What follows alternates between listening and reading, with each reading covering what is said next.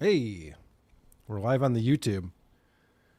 We have a 2-2 count against Suzuki and swing. And, he drove it pretty far. 2 runners on. This could... It's hard to tell. It looks like it got down. Looks like the Cubs scored a run. Yay. He was right behind the wall, so I couldn't tell if he caught it or not. This is exciting. Oh, no, it was a sac fly. Never mind. He did catch it. Swing and a miss. All right. It's hard to watch baseball on your phone with no volume on sometimes. Okay. First world problems, buddy. I know. We should do a show, though, today. Yeah. At some point. Right? I've prepared a show. I'm prepared to do a show. Go Cubs. Go Cubs, go. And what's going on with you, buddy? I'm doing okay. I'm feeling all right. How about you? We have so much to talk about. It's overwhelming. It really is. It seems to be the case on these Wednesday shows. There's always so much going on. Supertip.gg/WATP. Let's look at this because Jordan came in with a couple things. On Point Dabble Point, you talked about how much he loves to watch himself. What about when he watched his video with Monique and almost made himself cry? Oh, his wedding video with Monique. Do you remember that? Him and Monique watched John's wedding video and he got all, tried to get all sad about it or touched or something. Some type of memory of having family and loved ones around him. Yeah, the crocodile tears. Yep. How many years after his wedding was this? It was just a few years ago. So, No, I mean between when he viewed this and when he got married. Between that video he watched with Monique. probably 20 years. 20 years. I would imagine, 20 years probably. Imagine going, I wonder how Dad's doing. Or I wonder how my ex is doing. Oh, I know. And he's Just checking on in. the internet watching. Whoa. Oh, I miss those tits. I miss that pizza. Could really go for some pizza. I miss my ring. I could pawn it. Jordan says, Mr. Kill Everything being a welder explains so much. Just ask Doug from Who's Right about welders and their smells. I'd be happy to. We're going to have Doug on this weekend. That was one of the funniest things John said this weekend was, Mr. Kill Everything seems like a good person to me. Yep. Mr. Kill Everything. Swell guy. couldn't hurt a fly. Carl's a spicy bluebird meatball. Huh. I don't know how to feel about that, to be honest. Hey, Hunter Duke. I'm wearing his shirt today. Me too. Oh, look at us. We're all wearing Hunter Duke shirts. Every day, I swear the toe is morphing into Stuttering John more and more. Also, PC, your shirt doesn't lie. You truly have the best hair in broadcasting. Of course, he's promoting his stuff right there. Yeah. Yeah, we got some steel toe stuff to talk about today. This jail stuff is fascinating to me, the way he's dealing with it. Jail stuff. Trent Pivo. Hello, friends. Hello, Trent. Hello. Tuki's unpaid staff. Carl's a British cigarette. Wait, hey. I know exactly what that means. WJ. He's yeah. a fag. Thank you. WJC the second. Glad to have you back, Adam. Yeah. You know, I saw this in the Discord too. People were like, "I'm glad Adam's back." Has he missed an episode? What's going on? Why are people? I know we've done a lot of shows since the last WATP, but Adam's here every Wednesday. They've been great shows, though. They have been. It's been important work that I'm doing. Mm-hmm. We need you on these front lines. I mean, and humble work. John has his 60th birthday weekend. You think I'm not doing an emergency episode on that? A Point Dabble Point? Every hour on the hour. Right, yeah. It's headline news over here. This just in. He's still drunk. It was like the movie Barfly, like spread out over slow motion for 24 hours. Is this going to score a run? That means a lot, Echo Pineapple. Thank you so much. I'm happy to be back. I've been gone a while, and I'm just trying to get my footing. I am an essential worker. Remember when the pandemic hit and they decided the podcasters were essential workers? Yeah, that's when you made your decision. We were on the list. You're like, what am I doing? Working like a sucker. I need to be essential over here. I'm gonna rip on jerks and get paid for it. Carl looks like gay fairy. I bet you like donkey sauce. I don't know what donkey sauce is, but I'll try it. I bet you would. Laverne Mystic, Mr. Kill Everything could be an ironic title. It's not. Nope. It's not.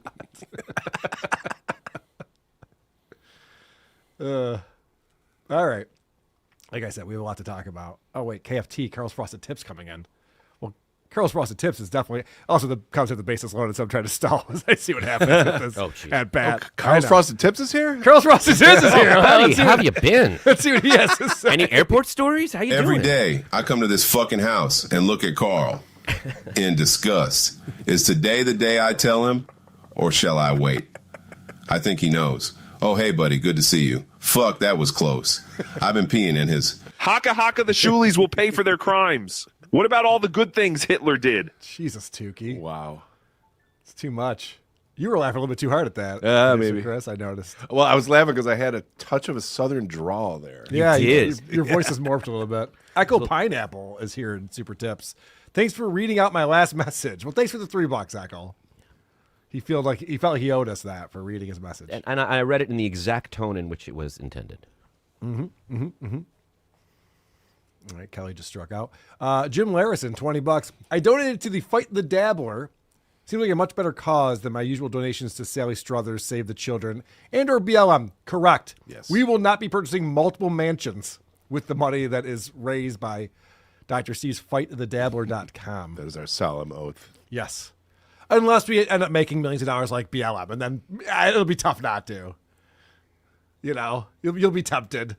Yeah, you'll never be able to contact us again, so Right, it won't matter. Won't matter. Like an ex-porn star. All right. Should we get this thing started? This is the worst time to be starting this. It really is. Can we just get a grand slam home run and I can just move on with my life here? Wouldn't that be amazing? Chris, what's going on in the news? What's up with you? You got anything on the soundboard? Internet news, suddenly. Yeah, I think you want to drop about stuff. Got any and impressions, things? anybody? Oh, fuck. All right. Let's, oh, good. People are so, my crotch for $10. Thank you.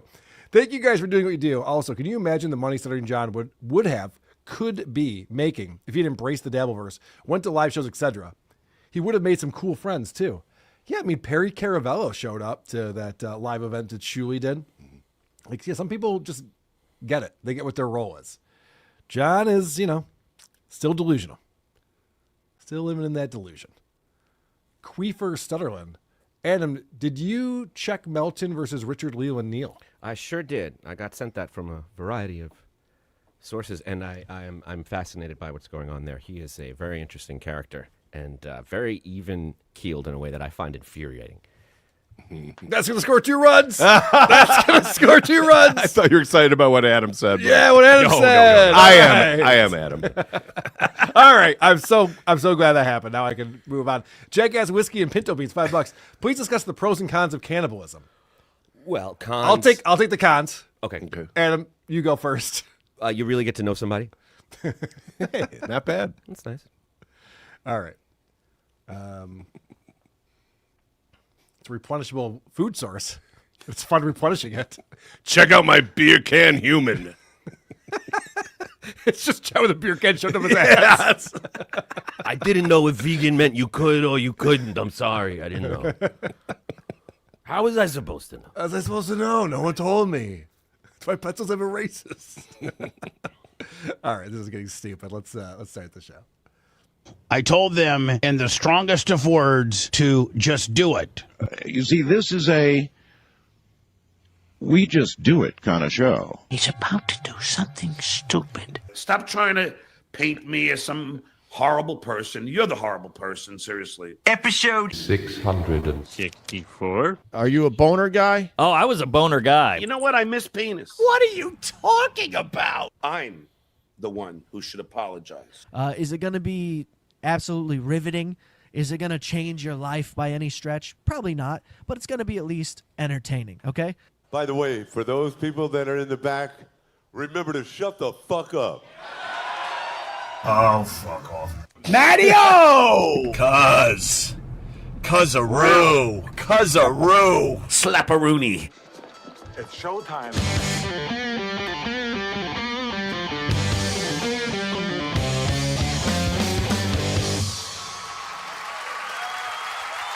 WATP. WATP. Hello, Rubber Dicks and Cuzzaroos. Welcome to another episode of Who Are These Podcasts? the only show that never gets distracted by sports during the broadcast. I'm your host, Carl, the $850,000 man, of course, with me every Wednesday. A man who still has not given me Allison Hannigan's phone number. It's Adam Bush, everybody. And never will. It's so good to be back, Carl. It's great to see you, my friend. Producer Chris is here as well. Hey, guys. Please go to whoarethese.com. That's where you get our email address, the voicemail number, the link to our subreddit, the link to our Discord server, the link to our merchandise, the link to our YouTube channel, and that link to Patreon and Supercast featuring 2 exclusive bonus episodes every single month. A great way to support the show and get all of the bonus stuff is on our Patreon. You also get the bonus stuff if you sign up right here on YouTube and become a member here. You can gift memberships if other people want to watch the bonus content and our shows on Saturdays that are behind the paywall. You can watch them live or anytime thereafter. We have a great one coming up this Saturday that I will tease later. That was a tease of a tease. I like it. Who else is doing this? You know what I mean? I should be winning some type of award for these things that I do. FightTheDabbler.com if you want to stick it to John and help us fight this frivolous lawsuit that Shuli and I are dealing with right now. We've gotten so much support on there. It really is overwhelming. So thank you all so much for supporting us. FightTheDabbler.com is the GoFundMe that Dr. Steve set up.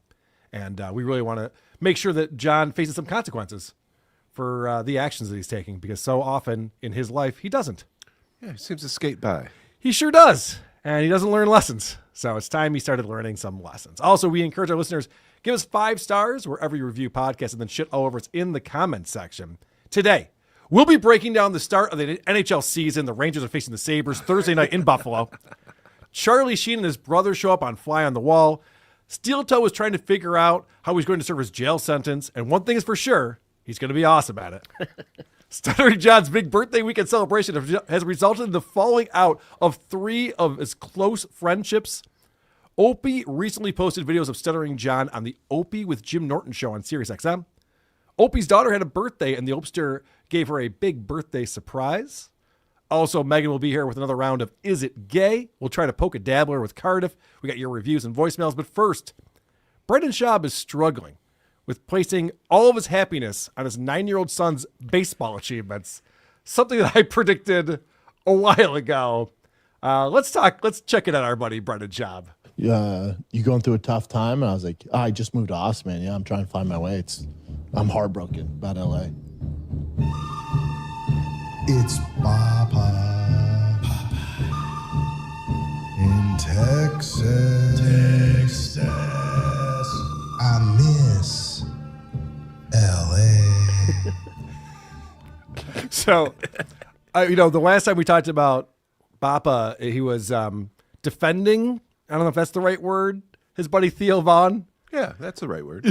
He's just like, hey guys, he's doing too much. He's depressed. He's not good at specials. Yeah. He freaks out whenever he's defending Theo and bullying us. Yes, he could be dead any day now, guys. Any day. Yeah, he's talking about how he's going to die soon, and so it was interesting to hear Theo Vaughn go on his show and talk about it. I actually watched Blind Mike break it down. And Blind Mike did a brilliant job. He actually let the audio play for once. It's like, oh, cool. I can actually hear what the guy's talking about. It worked out really well. That was a weird passive-aggressive swipe at Mike. He's great. But, it turns out, like, Theo, his explanation was a few things. But he's been really freaked out about how he's been characterized in the deportations by ICE, because he was used in this government propaganda video that got 30 million views or something. And so he's been freaked out because all of a sudden he looks like he's on the side of deporting everybody. And there's a lot of people who are pretty passionate about that subject.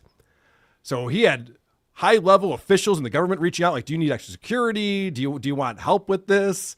So Theo's been going through like a crazy thing in his life right now leading up to the special, which I don't know if that's a good excuse for not being prepared for your Netflix special or not. But he's like, I'm definitely not on drugs. I'm not depressed. I'm not, none of these things.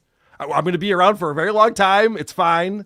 It was funny too, because he goes, I mean, we might be able to use it. He did 2 shows. He's like, a lot of it worked out really well. So they might be able to piece it edit it together and turn it into a special. I know Mitch Hedberg had a special that went sideways on him for Comedy Central. And the edit, when you watch it on Comedy Central, is fine. And then because I have the DVD, you see what actually happened. You're like, oh, okay, yeah. There's a few things that. Oh, I need to borrow that. Oh, it's fascinating because Mitch tries out like a bunch of his new stuff at first, and no one in the audience knows who he is or understands what's going on. Oh, that's great. And so no one's laughing. He's just like, you guys got to start laughing at these jokes. Mitch literally said, you guys got to start laughing at these jokes more. Please clap. Yeah, it was this please clap moment. But anyway, it was very interesting. It's amazing to me that Brendan Schaub obviously did not pick up the phone and call his buddy Theo before making up excuses for the guy. Right. Like, why wouldn't you have a conversation with him and try to figure it out? All right, let's get into what's going on with Brendan, because I saw this on the Fighter and the Kid subreddit. And, you know, I find this fascinating. This is from the Schaub Show. And Brendan's, you know, he's a little bummed out. He's a little frustrated. And he's going to talk about why that is. Full weekend of baseball, football. Tiger filled in on the AAA team. Tiger plays on the majors, and then when they don't have a tournament, they ask if T wants to play with the AAA team. More reps, the better. Team's a little half-assed this weekend. Not gonna lie to you guys. A little half-assed. I don't know. Just low energy, man. You know, there's nothing you can do. They're kids, right? They're just kids. Yeah, they're kids. Yeah, it happens. It happens. His buddy's in town, or was in town. Anthony and Luca in town from L.A., so he's up late with them. I put him to bed early because I told him you have early morning games, and he was like, cool, I'm going to play grab ass with my friend at midnight. And then you're tired in the second game. The kids are pitching 50, which is slow for you, and you don't knock it out the park. And I get... Does anyone else have a problem with what he's doing on his show that goes out to everyone on the internet? Yeah, I have a few. Because remember the story he told about bringing his kids to school for the first day? They moved to Austin, Texas, and he's like driving up in his big truck, and he's a big deal. He's like, I'll walk you to class. And both of his kids are like, no, I'm good. It's bad enough that there's blinking lights that read Brendan Schaub on the side of the car, but right. Because could you imagine, like, wouldn't you want no one to know this is your father? Yes. Because they might go find the show where he's talking about how he disappointed them. How you suck. Yes. How we're playing half-ass, and I spent the night playing grab-ass with Yes! my buddy. Dad, shut the fuck up. It's the only thing this kid is good at. This kid's 9 years old. And he's explaining this as like there's the majors and there's AAA. None of that. It's 9-year-olds playing baseball. I've seen and South grab Park. ass. I know how baseball works when you're that age. And let's just be clear. He's throwing his kid under the bus because he has no material for this show. Yeah. Well, this is, I mentioned it setting this up, is that he has decided that all of his happiness depends on Tiger doing well at baseball. And so when Tiger lets him down, he's got nothing else. Yeah. He's like, we moved to Austin so that you can play baseball, Tiger. He's like, really? I thought I didn't have a decision. I didn't have any say in this. I liked LA where all my friends live. And his whole delivery, everything is with a big sigh. Yeah. Yeah. You know, he had friends in, and then he didn't perform as well in the tournament. Yeah, he's 9. And I told him he didn't listen. I told him he was going to fuck him up. You know, even the worst Tiger mom doesn't have like a radio show with which to broadcast their disappointment. Good point. And you don't knock it out the park, and I get frustrated. The kids, though. I'll tell you what's funny, and then I'll move on. I'll move on with it was a good weekend, even though I was very frustrated with my kiddos in the sports. Well, you don't tell them that. You just kind of swallow it and shut up. Whoa! That's way worse. If you would have talked to your kid directly and been like, hey, this is where I think you could improve, that'd be way better than not saying anything and then just going on your show on Monday morning on YouTube. That's worse than both of those. That's worse than both of those. He's hoping they watch this so he doesn't have to. Yes. Oof. Very passive aggressive. Or it gets back to them through their friends or something. Oh, right. I mean, you'd think it would have to, right? Hey, guess what your douchebag father said about you? What now? What now, right? Yeah. Better not try to grab my ass. All right, so here's another clip from The Fighter and the Kid subreddit that I always find fascinating. So, you know, Brendan's always got hot takes on things. And they're talking about that new controversial Netflix children's show, Dead End Paranormal Park, where the main character is like a teen who comes out as trans in the second episode. And so Elon Musk and conservatives have come out and just been like, we're indoctrinating children with this. There should be parental warnings, or it shouldn't be on the platform, or whatever they're saying. I don't follow this all that closely. But what I like is that when The Fighter and the Kid get together, you got two guys who are just riffing, and they're just coming up with jokes about it. And it doesn't matter if it's the same joke over and over again. That's not going to slow them down. They're going to keep this thing going. You know what? You know what Netflix owes to the parents? There should be a warning. Hey, super gay shit, episode 3 with the Stegosaurus. Wouldn't that be fair? Hey, super gay. It just pops up. Yo, some gay shit on episode 6. Might want to skip it. Just you up there. Hey, guys. Hey, guys, before we get in this episode, I know you're here for the T-Rex and the no homophobia here at all, but listen, it's all good. There's some gay shit. But this, you know, Jerry, the main character who's 13, is going to suck off Dave. 2 minutes in. They're going to start talking Stegosaurus. They're going to start talking about tails. He says, let me see your tail, and he sucks the other kid off.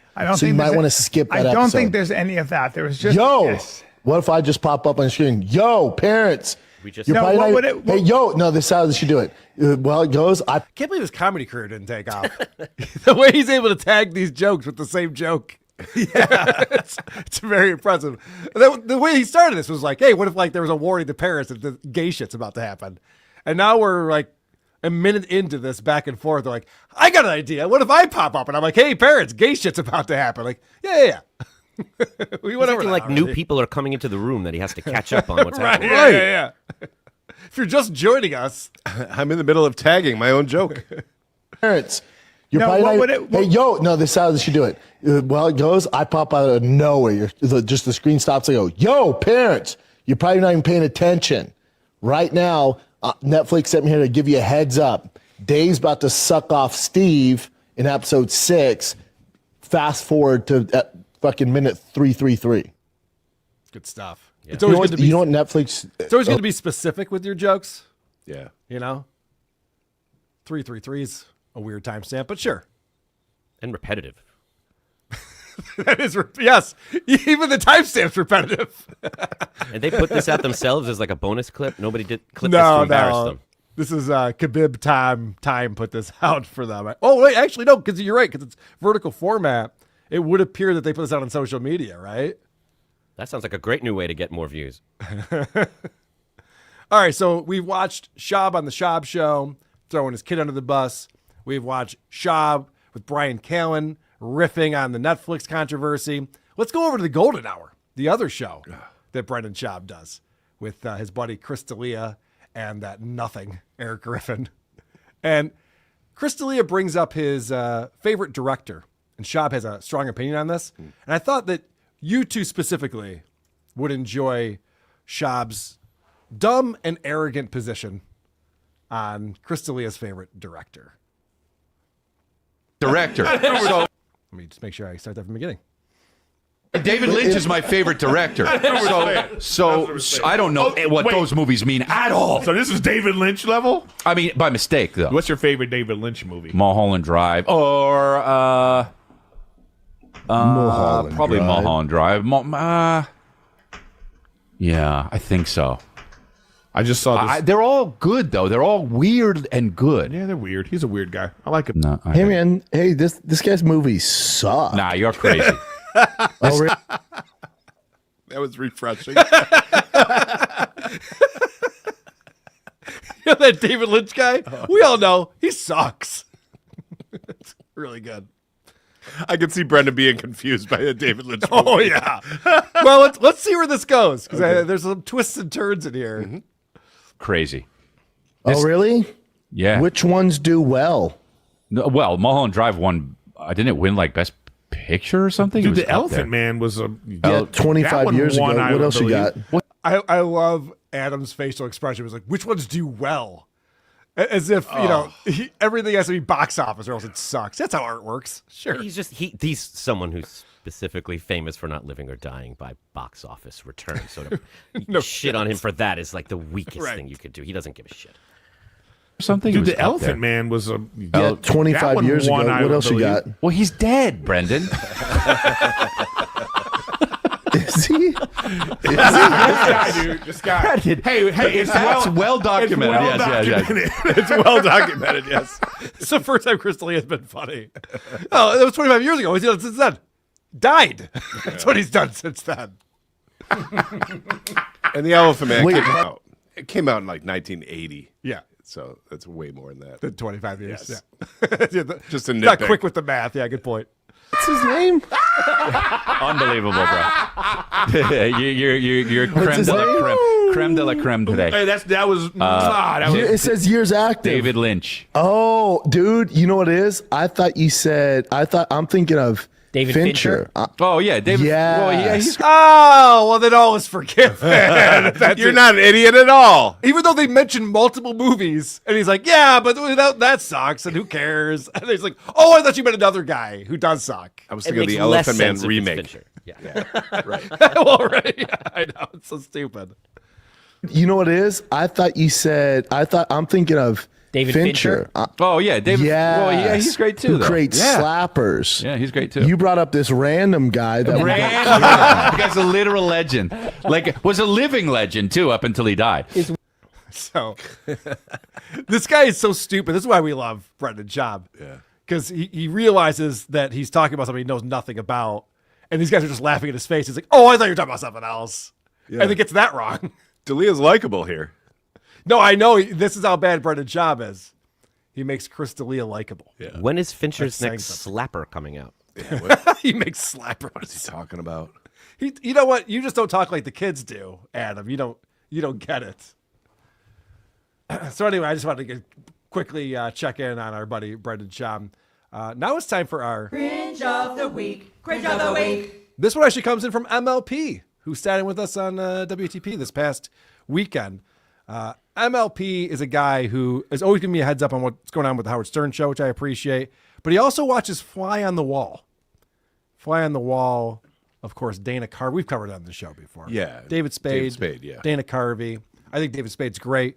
I think Dana Carvey's lost his everything. Whatever he had, it's I gone. was going to say fastball. That's giving him too much credit right there, church lady. But anyway, they had Charlie Sheen on. Charlie Sheen's been making the rounds lately. And Charlie Sheen is a guest. And this is just incredible. You got to let this play out. We're good. Awesome. Thank you, bro. Thank you. Charlie, this is a great place if you're a termite. That's Emilio Estevez right there. Wait a minute. yeah. Wait, can he hang out for Tell a him to second? say Because that was hi. my first thing I wanted to They're talk asking about. for you, dude. Emilio, Could he you hang won't out for a remember second? me. Do you mind? Why? This was one of my things because I wanted to not bore the shit out of you. Emilio, I just want to. You're in my research. I'm not making this up. I was like, because I was like, holy shit. I saw the doc. I saw you guys doing all the little Super 8s and all that. And then you're fucking, there's Red Dawn, but you do Platoon, Ferris Bueller, Wall Street, Major League. You're Your in it now. brother does The Outsiders, Repo Man, which is a personal favorite, Breakfast Club, St. Elmo's Fire, and then What you the connect fuck? with Young Guns. So what the fuck? That has That's all. never happened in history. You both were like children, little tiny kids becoming movie stars like that. Anyway, that's why, That's all. Amelia, I wanted to, when I Emilio, we looked just up, want to tell you you're a fucking stud. yeah, I mean, you guys are like, He can't hear you. on the Oh phone. my can't God. hear We me. tell him we gave him 100 compliments and now Is that amazing? Because it's just going on and on and on. Dana Carvey just can't fucking stop himself from just going on. And, Amelia's polite, like, see his lips moving, so. Well, Charlie's being the polite one. Yep. Because he's like, well, if you would stop talking for a second, I would tell you. Right. I we gave can you beat it. 100 compliments, and it was all love, and it was about the breadth of our combined films in that time frame. And he said, then we did all that. We were giant movie stars as children. Yeah. So Yeah, but we were all in the same. we were all the same. I was a waiter till I was 24. Would you tell him that? I was like, Okay. what are we going to do? We're going to interview this guy through his brother? Is that the idea here?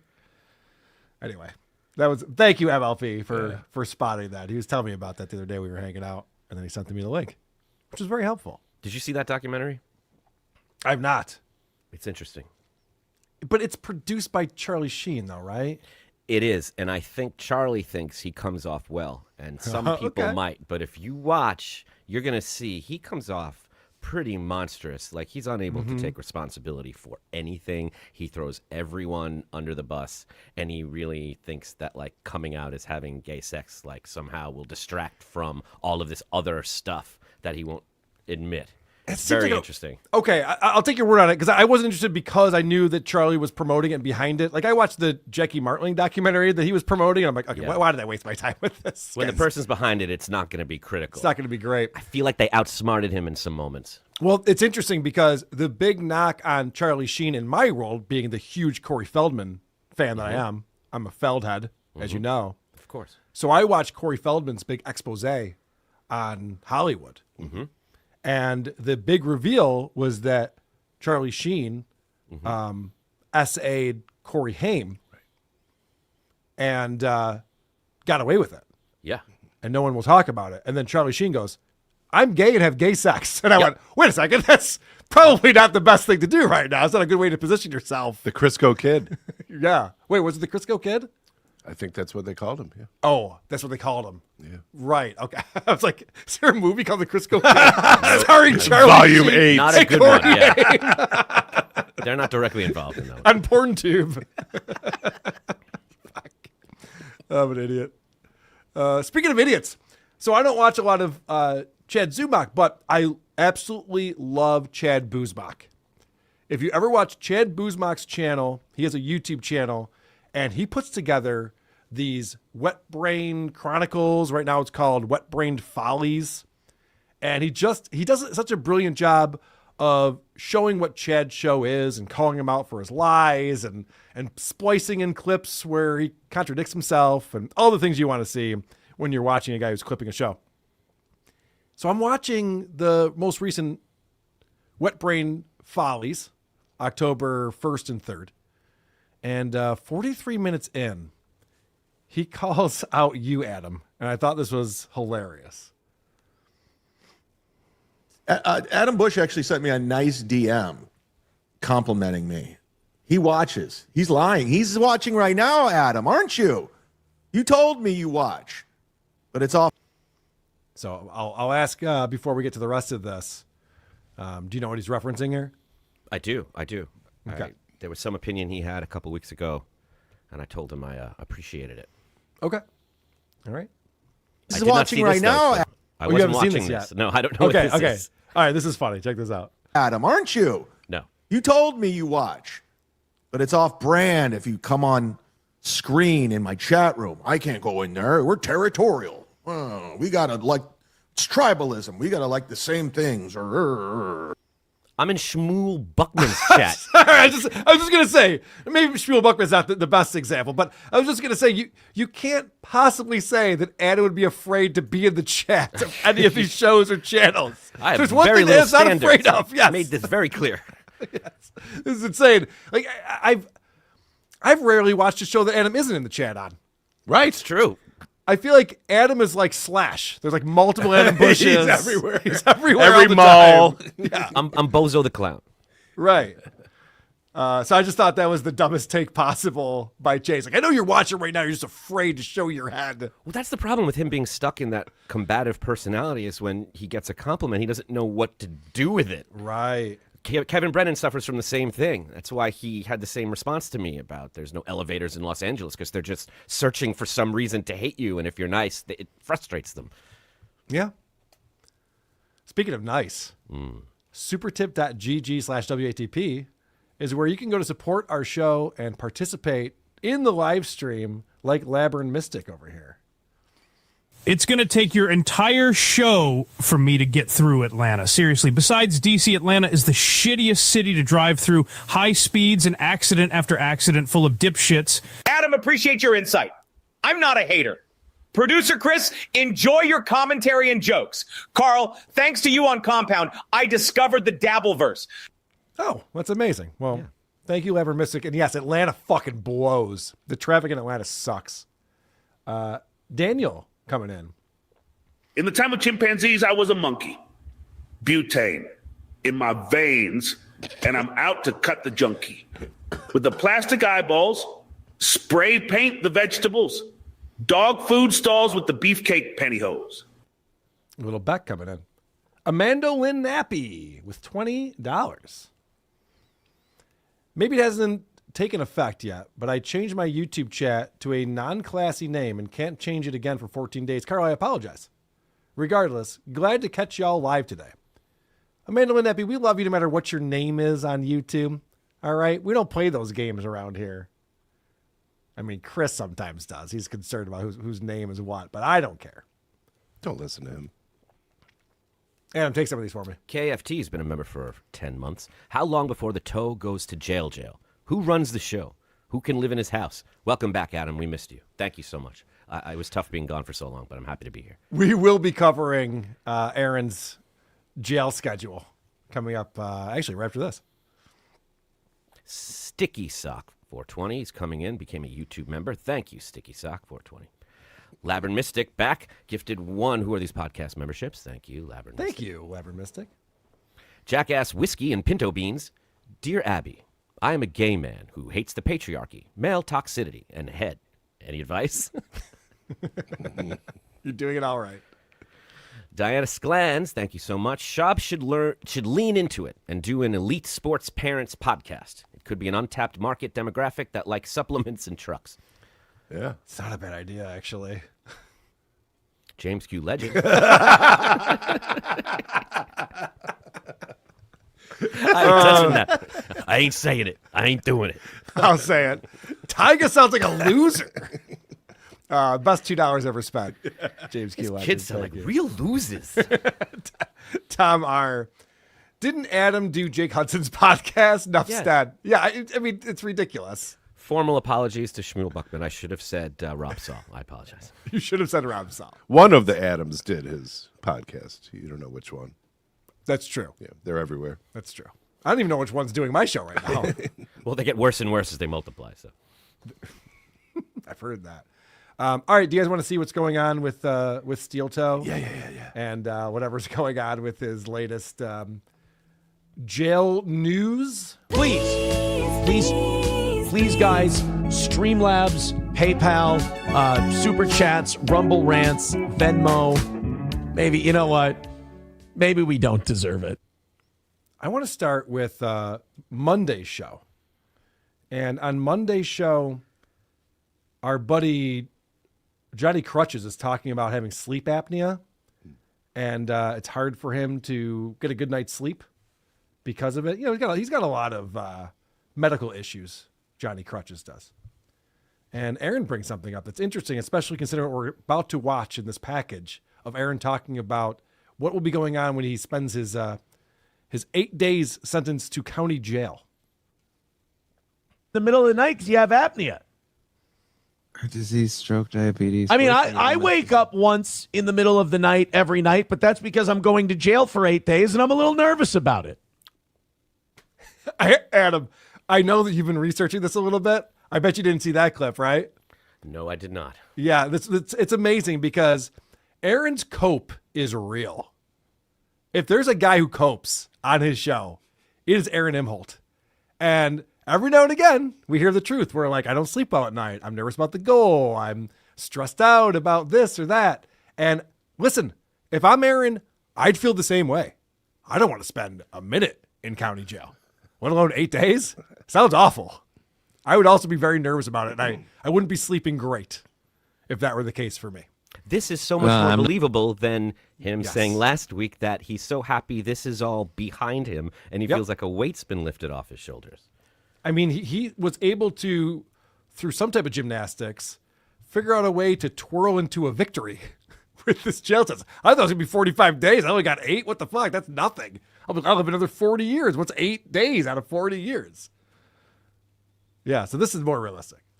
I'm not. Actually, I've learned a lot about jail. Yeah. And I'm really worried that, and I don't know how I'm going to serve it yet, but like I'm really worried no matter how I serve it, that actually by the time I'm done, I'm going to be like, oh man, I'm going to miss my friends. That's cope. We saw reality, and then we saw cope immediately afterwards. Like, yeah, I don't sleep well either. I mean, I got this jail thing going on. Actually, no, what's really happening is I can't wait for jail. Right, but he doesn't have a whole lot of friends. But he's going to make friends in jail. Aaron Copeland.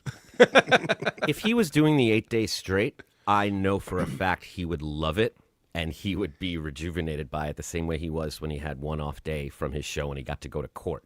When he doesn't have to think about this show and beg and feel that pressure, and he can just have his day structured for him, he's going to love it. And he would actually miss that when he got out. But the way he's doing it is just dragging it on and making that impossible. Yeah, we'll get into that in just a moment. But yeah, he treats every day he's not doing a show as if he spent the day at Disney. Mm-hmm. Yeah, you're right. It's crazy. Like, literally what Adam just said. When he went to court, he was like, oh, it was fantastic. I don't have to think about the goal or anything. If I didn't do WATP, I better do something more fun than that. Oh, yeah. And you do.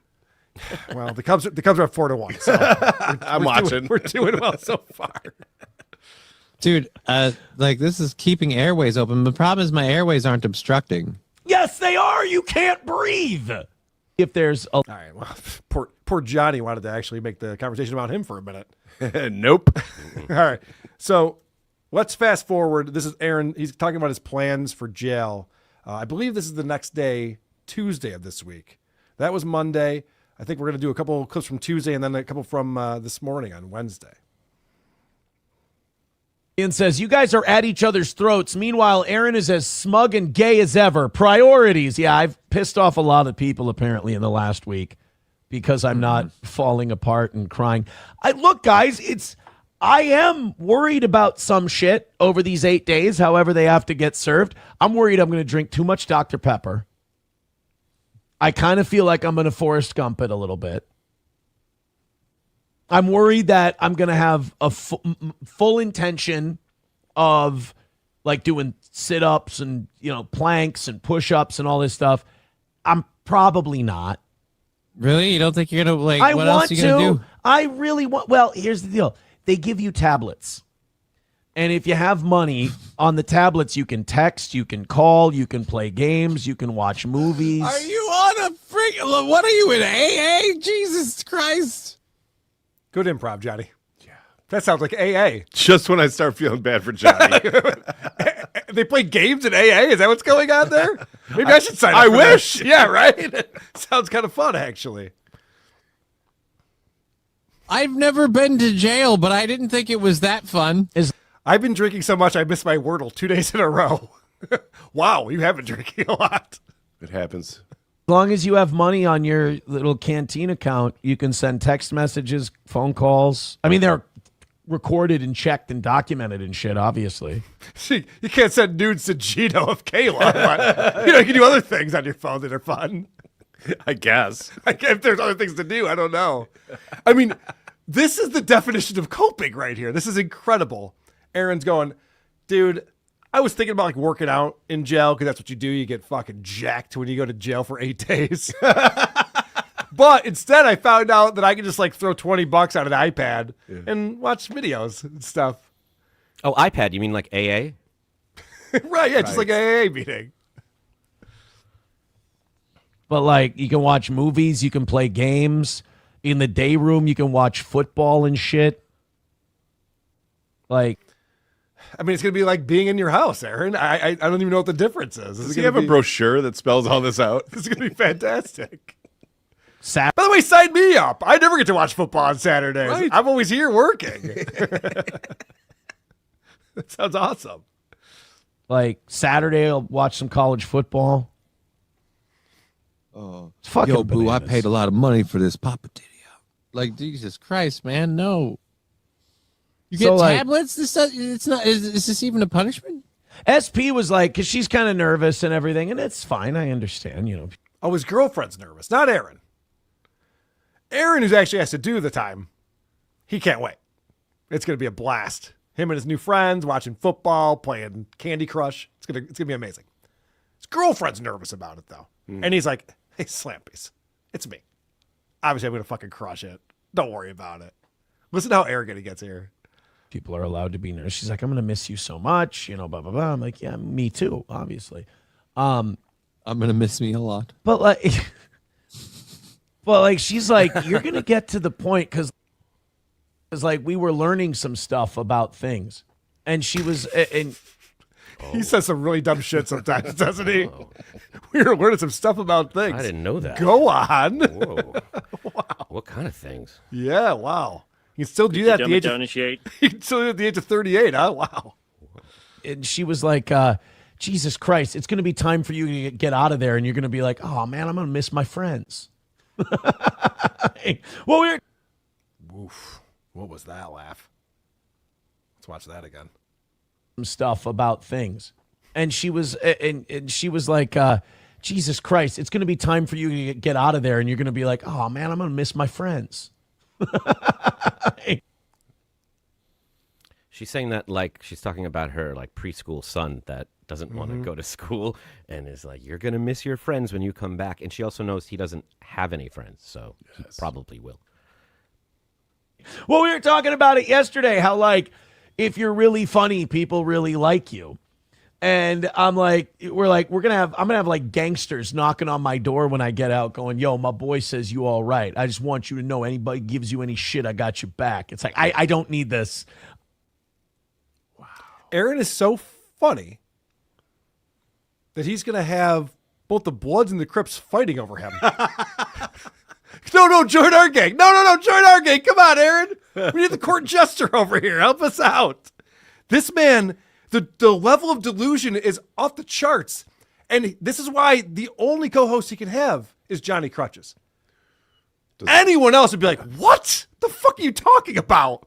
A, you're not funny.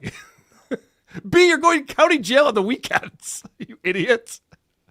His life is going to be waiting on a long line to use the phone and then spend all of his canteen money on having Slam Piece read to him whatever's going on Kiwi farms that he's been missing. Oh, you're right. Yeah, what if that's one of the websites that's blocked? That's torture. Definitely blocked. That's torture right there. I didn't like it's gonna be Saul Goodman, like, yeah, you friend to the cartels. I don't need to be. Yeah, it's gonna be like the television show you like, Aaron. Yep. That's what it's gonna be. Friend of the car. That's not necessary. I appreciate. Don't get me wrong. All of a sudden, one day, out of the blue, two people in suits are going to show up with a dead body in the back, and you're going to be like, "Hey, look at that front fucking sign. Does it say?" Oh, Pulp Fiction reference. Yeah, Pulp Fiction reference. Wow. Thanks, Johnny. Good stuff. Aaron is going to Fed post in prison. He does use the N-word as much as Quentin Tarantino does in that movie, but other than that, I don't see any resemblance. Yeah, Coltrane says the only nice thing about doing 8 in a row is you only miss out on the kids for 1 weekend. If they go, you have to do a straight through schedule instead of a weekend schedule. I'm gonna do a Wednesday to Thursday thing. I bet they'll just tell you. I love it. He's just like, so here's how I'm going to schedule my jail time. I'll probably, I don't know, hop in there like Wednesday around noon, I'm thinking. Like, oh, wait, actually, they make the schedule for me. Never mind. I guess I don't get to determine this at all. There you go. Check in on a Thursday. Check in. Or check out on a Wednesday. Solomon Grundy, go in on a Wednesday. Come out on a Thursday, as it were. Versus doing just 4 weekends. Yeah, I don't know. Thank God it's not up to you. Choice. What's that, Adam? I said, thank God it's not up to you. You don't really have a say. You can request, but they're going to decide for you. So you can act like you're booking a hotel room. But how come you're not mentioning missing your family or your kids or anything? Oh, he's only going to miss his kids for 1 weekend, but he's trying to make it so he's in there every weekend, which is what we're going to find out in this next clip. What? So isn't that way worse? Way worse. worse. You're like, if I did 8 days in a row, I'd only miss them 1 weekend. But what I really want to do is 4 weekends in a row. Did he tell us he spent his time with them, like coming up with excuses to go back home to pretend they lost stuff? That's right. Yeah. Drops him off at the cabin with the grandma and grandpa, and then he's like, I got to fucking go. I'm going to go jerk off in my shower. So do you think the kids know where he's going to be? They have to. You would think. Yeah, I would think so. Okay. But like we just pointed out, he seems deceptive with the kids. Well, he brought it up. So someone asked him about that. He's like, well, I'm not going to talk about it. But he goes, we've talked about Ashley and the kids. And he's like, I'm actually going to be able to teach them real lessons as a father because I've actually lived it and I've made these mistakes. It's like how to make a shiv. Do you think he told his kids that he sent inappropriate texts about women and he is now suffering for it? Because that would actually be a lesson if he actually showed them that. That's what I mean. I promise Why you he's he's going telling away. them that he's doing like a church outreach thing where he's going to convert people to Jesus overnight or something. All right. I know nothing about this. This is pure speculation. Something I don't normally do on this show, but it is fun. Fuck you. So my guess is, because the kids all know the Recadas, and Aaron has said this, he even showed the judge the text message, where he blames all of this on Nick Recaida. This is all because Nick wanted revenge. So he's telling the kids, remember that bad man Nick that we used to hang out with? The Recadas, and you'd come over? Yeah, he got me in trouble and put me in jail, even though he's the baddie. You mean other daddy? No. The other daddy. Okay. Even though he's the bad guy in all of this, for some reason, your dad's going to jail. And that's because the justice system doesn't work. Which is why I'm taking the LSATs. Yes, which is why I'm becoming a defense attorney. The biggest heroes on the planet. All right. This is nuts. Yep. All right, let's see what else he's talking about with Johnny over here. And then, I don't know. Can you take some classes while you're inside? Like, I don't know, get a... Like a woodworking class or something like Yeah. that. I think that's more of a prison thing. I'm going Like a to bird county. bath. I'm going to county jail. Okay. I don't know. That might be. Yeah, I could learn how to make. So I guess bird they'll baths. give you a tablet and a Wordle. Kee-hee. I'm gonna play some. They're like, Imholte, your time's up. You're processed. I'm not done with my game. Give me a second. They have to evict me. I have to be evicted from jail. I'll bring it up again. This is pure cope. Yeah. We heard the truth. He's not sleeping well. He's dreading this experience, as anybody would. And now he's pretending like, I'm going to have so much fun in jail. They're going to have to kick me out of that place. I'm actually surprised that he admitted to being nervous at all. He fucked up. And he knew it because then he changed his mind immediately. Yeah. And now he's doing the, oh my gosh, it's going to be such a fucking blast. I might volunteer to do a few more days in there. I'm nervous about missing it. Right, yes. I know it's irrelevant now and nobody is watching, but it's just amazing how everything he does on this show is exactly what the judge would not want to see or hear. Right. All of this is like, don't worry, I've learned nothing. This will not change me in any way. Well, and yeah, we're going to find out how he feels about this probation that he's under. But first, I know you pulled this clip, Adam, and I had this ready to go anyway. Great. So Aaron, what he's put in a request for is to serve like Friday afternoon to Sunday afternoon. So it would be, and he originally said, because I saw early on after his jail sentence, he's like, well, they gave me a whole day for an hour. So I could probably just do like Friday to Sunday, and that's 3 days. You know, that's the 3-day weekend. He's learned since then that no, 48 hours is 2 days. Oh. So you will not be getting 3 days for that. But he's decided this will work out great for the show because he already has Rumble Fridays where you pay him money to watch videos. And so now he's got a new angle on that he's very much looking forward to. Well, if I do weekends, we're not going to have to worry about it. We're just Rumble Fridays I'm going to switch for 4 weekends. I'm going to switch Rumble Fridays to Canteen Fridays. Oh, nice. And then we'll call it that. Yeah. Toad Climbs Mountains with $1 says, I would do all 8 together. With 4 weekends, you have to go back in each time and you will dread it more and more each time. Maybe, but my thought process was kind of like each time I'm going to be like one less to do. I know. It's just, again, it's just coping all the time. So Canteen Fridays. Yeah. So he's making a mockery of this now. Mm-hmm. Okay. I think a great way to tell how somebody's doing outside of all this noise is just like look back a year or have them get to see a year into their future. Mm-hmm. And if Aaron were to see himself casually and jokingly switching Rumble Fridays to Canteen Fridays in earnest, he would be scared out of his mind for what's to come. He'd be like, I lost. Holy shit. If you go back to the time when Melton's first started covering him, he was riding high with his wife on the show and everything's going great. And to see what has happened to him and for him to spin this into things couldn't be better. Yeah, I know. Commissary Saturdays, here we go. Right. Whereas 8 in a row is 8 days, man. That's for the first 3 or 4, that's going to be tough. And then by 5, you're going to be like, oh, I'm over the hump. Here's 5 and 6. And So wait, which argument are you making? I don't know. He goes, I don't know. He doesn't know. He doesn't know. No. I wouldn't want to do 8 days in a row because then you do like 3 or 4 and then you're like almost done with this. You're like, this is easy. And then comes 5 and 6. Jesus Christ.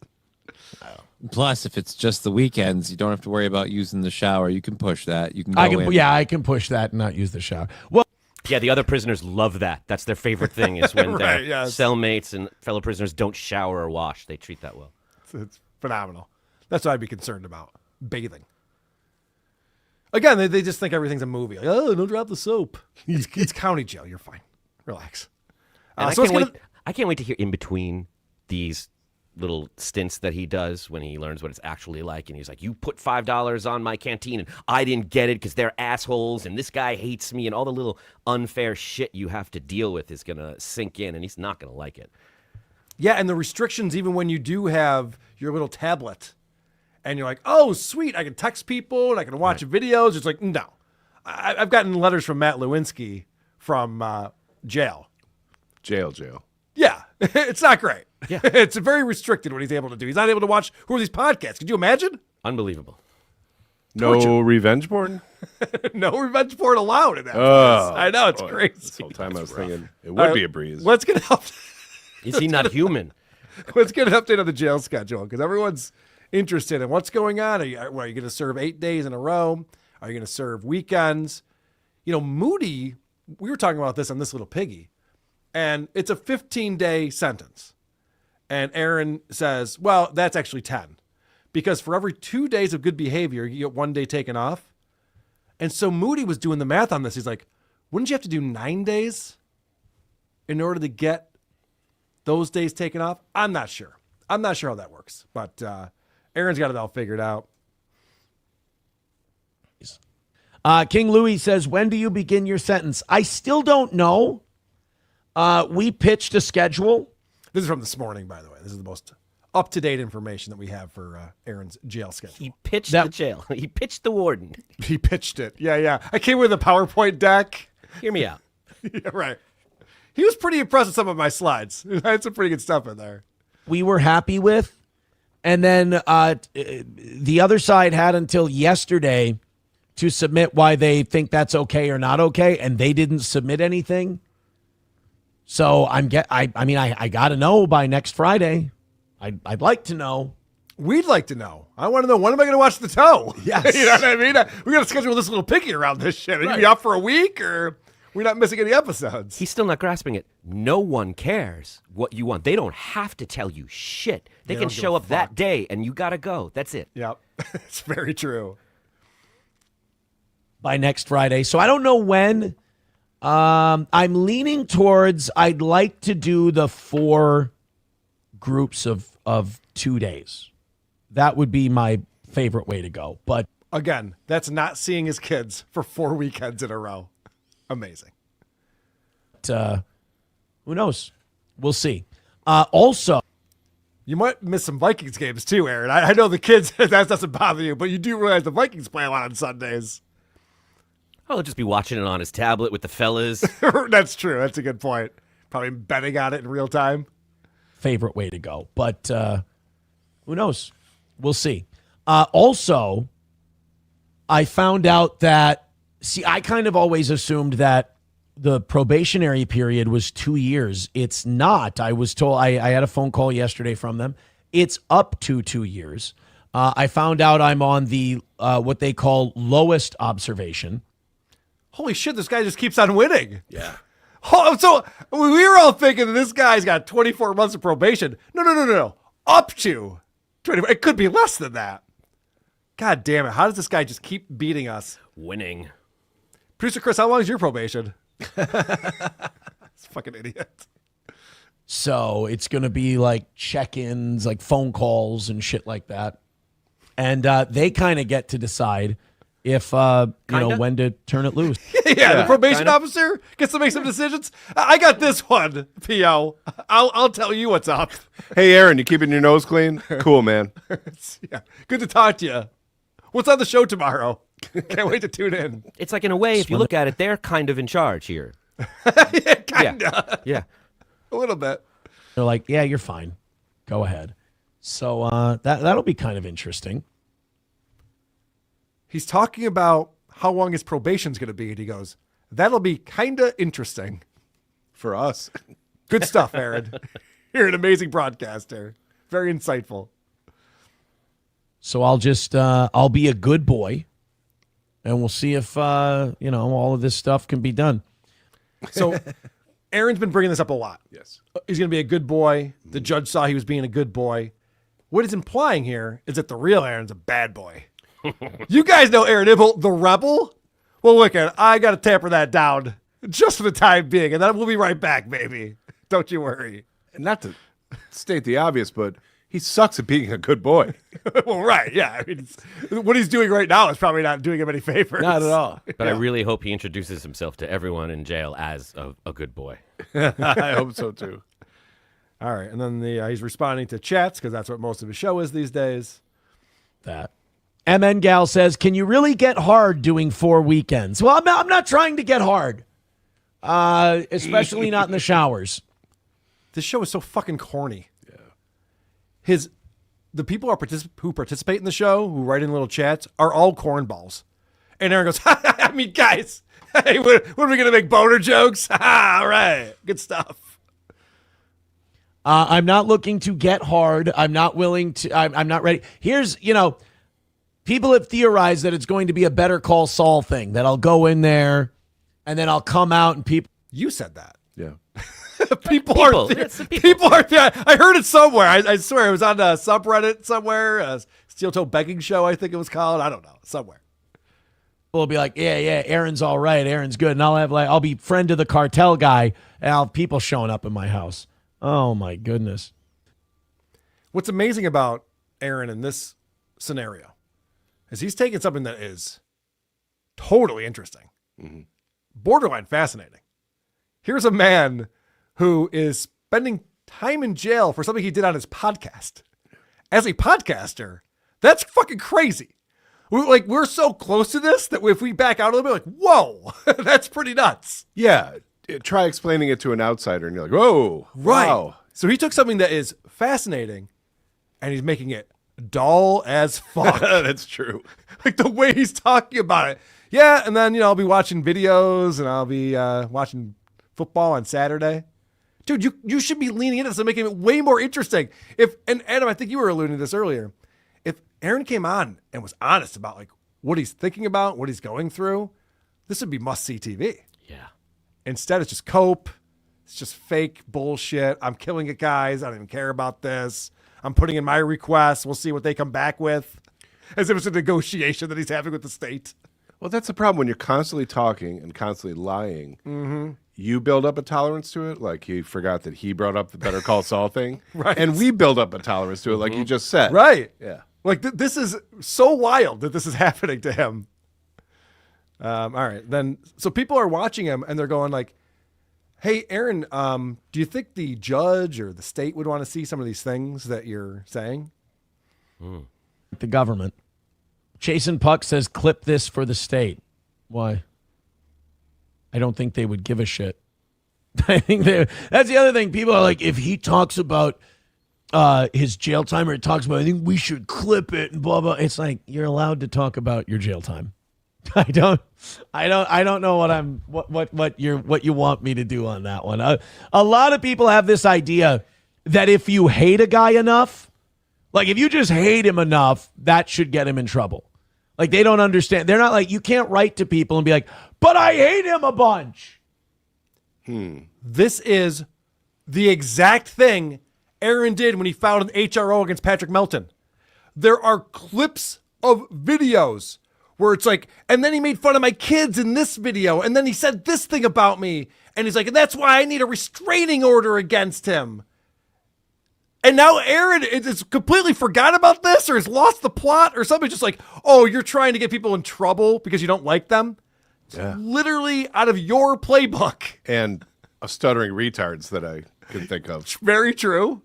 He said it right out. He goes, I don't know what you people want me to do. What we want you to do, Aaron, for your kids, because you bring them into this, is to act like someone who was just convicted of not knowing what to do on their podcast in terms of what's appropriate. And you're acting like someone who could never possibly be questioned for that. You're doing it right now. Like they don't understand. They're not like, you can't write to people and be like, but I hate him a bunch. Like, yeah, we know you hate him. No, but I'm writing you every day to let you know I hate him. It's like, yeah, that's not a crime for him to be hated. The other thing that Aaron sucks at, so he takes this straw man argument that obviously nobody is saying, except for Aaron. Literally, I want him to get in trouble because I don't like him. And he acts out a skit with it. Now he's the straw man, but I hate him a bunch. Yeah, sorry, man. You got to be more reasonable with that. But I'm not reasonable. I'm a steel toe hater. It's like, Aaron, this is not reality. And is he still pulling the wool over some of these fucking idiots' eyes that watch this show and give him money? They still think this is what the struggle that he's having that's real? It can't be. That can't be anybody. It can't be. I'm going to give a little bit of credit to people in Minnesota that they would know better than that. So Schizo Sean, of course, is the hero in all of this. Every time. It's amazing. And Schizo Sean went on the Dick Show this past weekend and was showing a video that was exclusive to the Dick Show. He saved it for Dick Masterson, Johnny the audio engineer. So I thought I would play that on here. This is Schizo Sean walking up to Aaron after he parked his vehicle at the courthouse right before the sentencing hearing.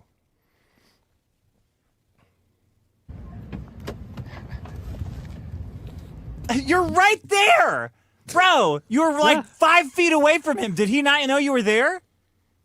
Well, so he pulls up and parks there, and he always parks there. He'd parked there last time for the first trial, and I'm sitting, and you'll see the other angle. We got two angles. Okay. The guy I was sitting with, who got kicked out of Stoney's for asking for a hat, he was recording me doing this, and I'm talking to him a little bit before, and you'll see in the clip. But I go up there, and I'm immediately, I'm just, he notices us, I think, and then as soon as I get on the door, he pops out. I think he was going to wait for like 15 minutes before the trial to walk in, but I put the fear of God in him, the fear of Klippa in him. Okay, here we go.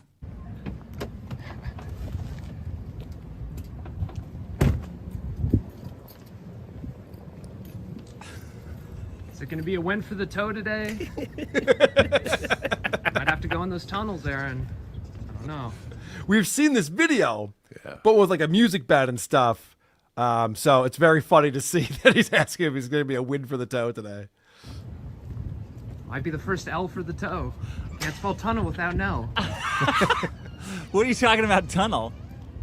So the tunnel thing is, if he had gotten arrested in the courtroom, he would have been that courthouse has tunnels that they take prisoners to and walk them in a separate area, so like no one can fuck with them. Okay. Otherwise, I would have gotten the shot of him being let out in handcuffs. That's what I was hoping for, but this is what I had to settle for. That would have been a good shot. That would have been a good shot, Dick. He is going to get a parking ticket for not paying the meter. Yeah, it's not like it was a weekend. No, it was red. He just walked right past it because he didn't want to be filmed. Schizo Sean got some amazing video. Thank you for that. He did, and props to Schizo Sean, who was at both of Aaron's court appearances for the revenge porn and reported on it diligently. And of course, I mean, we got to give Schizo Sean credit for recording the 11th anniversary show at Stoney's and Gino's set that really laid into Kayla, which did Aaron zero favors as far as escaping jail time with his revenge porn charge. It's fascinating. What a time to be alive in the Dabbleverse, am I right? Yes. Coming up, we got Stuttering John. Stuttering John is reeling after this 60th anniversary weekend, and Adam, you haven't had a chance to talk about it yet, so you got some clips, some of your saddest moments of John's weekend. Mm-hmm. And we also have John he can't figure out why his friends don't like him anymore. And it's fascinating and hysterical. And it's all the things you want it to be. Anthony Cumia is now responding to John, saying he's going to sue him for defamation, which is hilarious. We have Stuttering John on with the Opie show when it was Opie with Jim Norton on SiriusXM after Anthony was fired. And that's very interesting. Opie just released that on his channel. And then Adam's been watching Opie over the last 3 days and following his stream and getting caught up on what Ron is saying to Opie now. And Opie revealing more and more about his family, which is fascinating because Opie says, I don't talk about my kids. This has been the deal forever. And then all of a sudden there's a birthday party and we hear so many details about what's going on with Opie's daughter. We also have Is It Gay with Megan's going to happen later, and Annie will be by, we'll poke a dabbler, all the fun stuff that you come to expect Wednesdays on WATP. But first, supertip.gg/WATP and WJC the second coming in. Brandon, bring that kid of yours, Cheetah, over to my house. I'll tell you if he's got it. Make sure you bring a case of Bush and a pair of your wife's panties. Seems inappropriate. Tom R. coming in with $10. I want to make it clear, all of us from Yankees Nation renounce SJ as a fan. He's not allowed. He/she is a Jays fan. He even wears the dumb shirt standing with Canada. Would a real Yankees fan do that? No. Wow, that's official. Wow. That is official. He's obviously a Jays fan like that Cardiff Electric guy. Viral Architect. Aaron Imholte doesn't have the same pull that Epstein did. Only serve weekends after work. Yeah, he doesn't get to determine the rules on this one, I don't think. Pufferfish coming in. Aaron leaves the show in Johnny's control while he's in jail. Johnny takes his revenge and does 4 hours with Kayla's photo up and trash talks her. That's my fan fiction. That would be amazing. Could you imagine that heel turn where all of a sudden Johnny just goes, guys, I know I've been criticized. This has been the plan all along. Yeah. Fuck Aaron Imholte. What a piece of shit he is. He shows up to the next DabbleCon with all the phone recordings. That'd be incredible. Yeah, and he's highly articulate. Yeah, he's actually smart. He's like jumping around, doing jumping jacks. I was just fucking with Aaron. It's the only way he'd hire me. This fan fiction is getting very fictiony. Let's move on. Notice how it didn't get gay Your in any Honor, way. Can I just point that out? I would like the 4 weekends. I need to bend over, spread, and cough. I'm used to sitting in the chair. Now it's my time to shine. Goal. Why don't you just come over to my community marginalized community rape room? I'll fill your canteen for you. See what you did there. Blonde, brunette, redhead, or shock white. Long hair. Our girl KJ from Reds, the restaurant that has producer Chris and me on the menu, is coming in with $100, which we very much appreciate, KJ. I love the support that you have for us and the rest of the Dabbleverse. I see you over on Melton. I see you helping out a lot of us folks. Funny, my parents taught me valuable lessons without having to go to jail. Huh. Wait, is that possible? It's another way. She's making that up. Because she doesn't have her shit together at all, obviously. So trying to learn any lessons from her parents. Thank you, KJ. We appreciate you. Carl's Rescued Fetus, formerly ALN. In Amando Linnappy's defense, he was on his second bucket of IPAs. And it was for my birthday. Congrats on escaping Carl's abortion. Yeah, okay. Now I see why he wanted to announce that. Whatnot Chaser coming in. The token spin it any way he wants, but the facts are his charge is considered a weirdo charge, and guards and inmates will not be okay with it. Yeah, maybe. I don't know enough about it. I mean, he's right. It's jail. It's not prison. So Yeah. it's going to be rotating people in there all the time. But I don't know if you saw in the chat, I believe Nick Ricada said the date was October 17th. Well, that's the day they have to determine. Okay. Right? Or he has to report to jail by He that just wrote date. Yeah, that date. that is true. But we still haven't decided like if he's doing 8 straight days or what he's doing. Well, he's pitching them some ideas. They got to come back He with is. their own, and they'll settle on something in the middle. Nick, good to see you, buddy. Thanks for being here. Tom R. This Aaron guy is making lots of sense. If he agrees with me and give me pics of Naked X, we can be best friends forever. No problem. I know you'll be proud of your boy again. I'm riding a spaceship of success and sunshine from Mars into the edge of the galaxy. Yes, you are, Carmen. Yes, you are. That's a good Carmen voice. Yeah, Happy Valley Wrecking Crew coming in.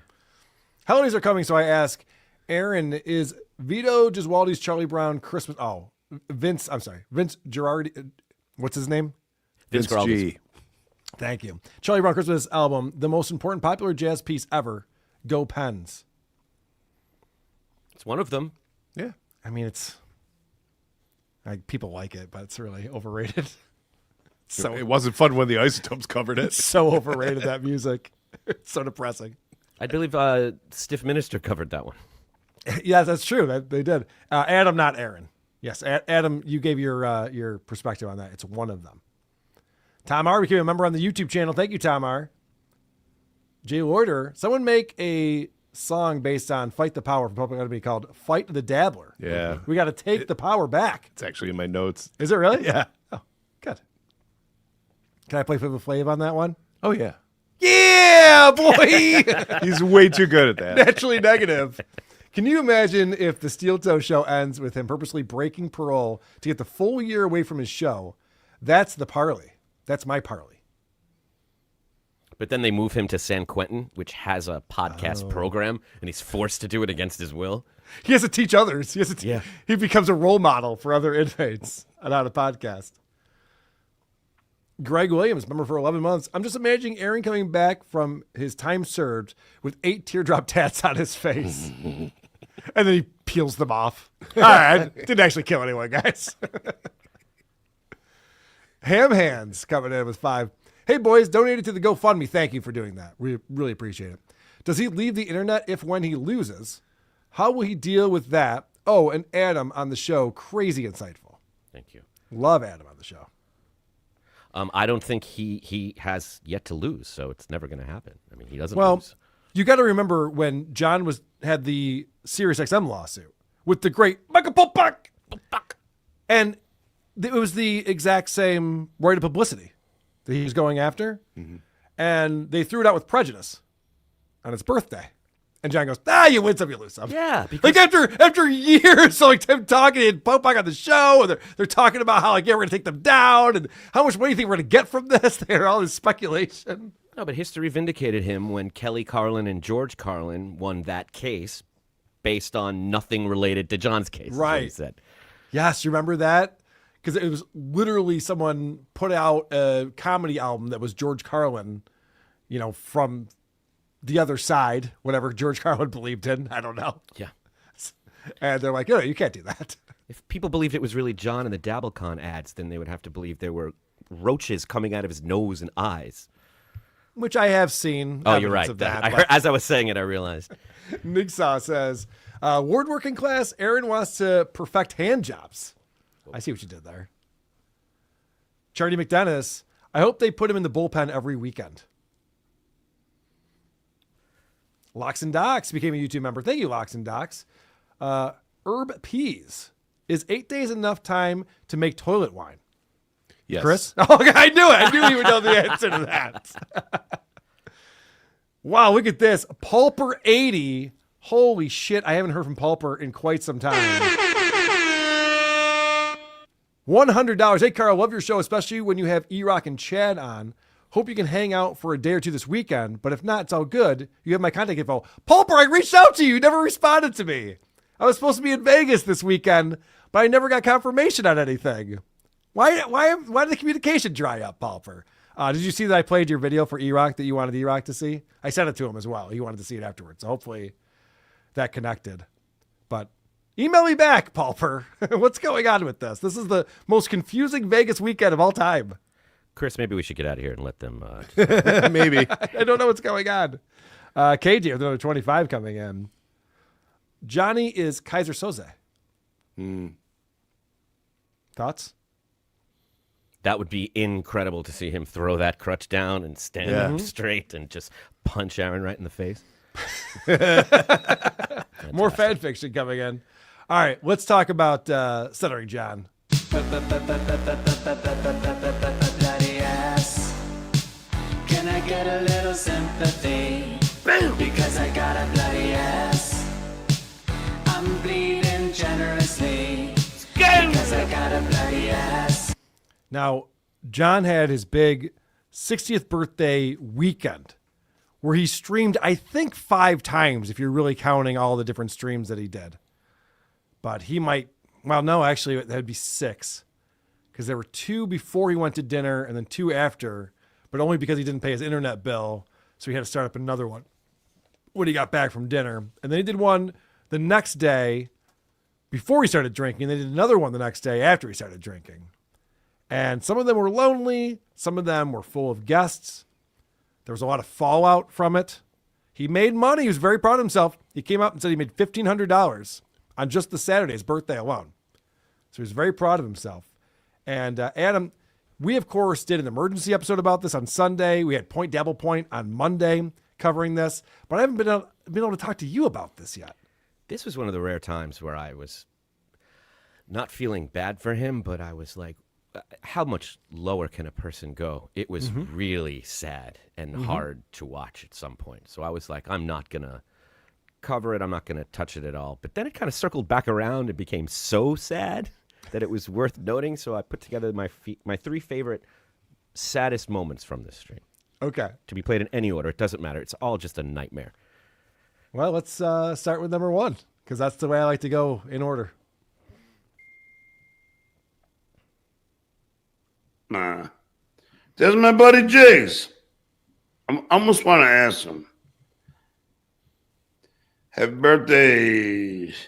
Hope you're having a good one. Big 60, I'm sure you're probably drunk somewhere. Yeah. It would be, matter of fact, I was on my sister's. Didn't want to get old. God bless and enjoy. Love you too, buddy. That was nice. Duke's got a lot of friends. Oh, no. So the only thing I can make out from that text message that he got, which on your birthday, you tend to get a few text messages. Yes. Normal people do. And so John's like, oh, look at this. I have a friend who just came in. Didn't really say it like that. But the only thing I heard was, you're probably drunk and won't know what's going on right now. That was the first thing the guy wrote to him. And that's the only part that I could decipher. Yeah. That he read. And he goes, and he agreed. He was like, yeah, I am. What's going on with his jaw, too? It's very... That's called cocaine. Oh. Yeah. I think his buddy Hitman Dan, there's speculation out there. I'm not saying this. Other people are saying I'm this. saying it. Yeah. Producer Chris is saying I'm goddamn sure. There is speculation because John was up way past his bedtime on Saturday night. And he didn't like the steakhouse. Guess he didn't have much of an appetite at the steakhouse for some reason. Interesting. And his jaw's going nuts on these shows. So there's some speculation that Hitman Dan showed up with a little booger sugar. I love how we just believe that he went to this fine dinner. None of that shit happened. That's why I think he shits on it, because he just makes it all up. And he doesn't want to sound like he's bragging too much. Nobody took him out for a steak dinner. Hitman Dan got him a bag of blow, and they did it. And that was it. Like, that sounds like a better him. time. Yeah. When you say it like that, yeah. Kind of does. I honestly think he did go to this restaurant. Am I crazy? And my theory is, yeah, he had a great time and a great meal.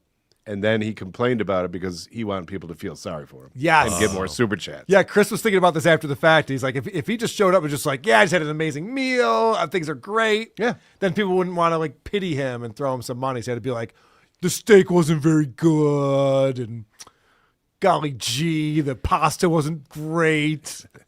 Steak and pasta? Yeah, I know. Chris, you must be right, because the only time we've seen him genuinely happy was when he came back from that evening with Kate. Right. And he had lost his phone. Didn't care. Didn't bother him at all. He's like, my iPhone could be anywhere in the world. Whatever. I was at a girl's house. I slept in a girl's chair. I saw her bed. And I met a German friend on the train. Yes, the German friend, yeah. He was really living it up that weekend. Well, speaking of which, you labeled this one Living the Dream. Yeah, everything worked out exactly the way he wanted it to in life. I'm parting the hairs. Do you imagine yourself at 60 drunk and alone? Well, yeah, I always imagine myself drunk. When I'm, home alone, I mean, why not? As far as alone, well, I just got done hanging with a bunch of friends. So what do you want me to do? Get drunk, I guess. I just watched the movie I wanted to watch, Final Tap 2. Hold on a second. I know I've seen this clip, but I don't think I've commented on it. Is that proof? What John always talks about rewatching these movies over and over again, because they're probably like one of those streaming services that is free or it's over the air television or something. Yeah. He just bragged he watched the movie he wanted to watch. I can't tell you now. I am married, so there have been times I can't tell you I've watched a movie I didn't want to watch. Right. That's fucking crazy. If I live by myself, I've never watched a movie I didn't want to watch. I watched the movie I wanted to watch. Well, you're having a really good birthday then. Good for you. They let me choose. It's crazy.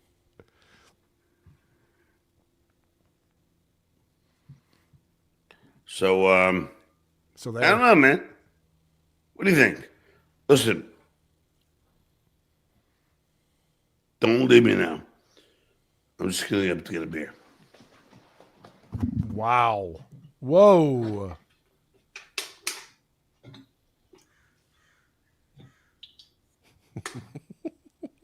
Let me just grab this. Show me the way to go home. Oh, God, that song. I'm tired and want to go to bed. That song was in his head all weekend. So he's going up to snort another rail. Is that the idea here?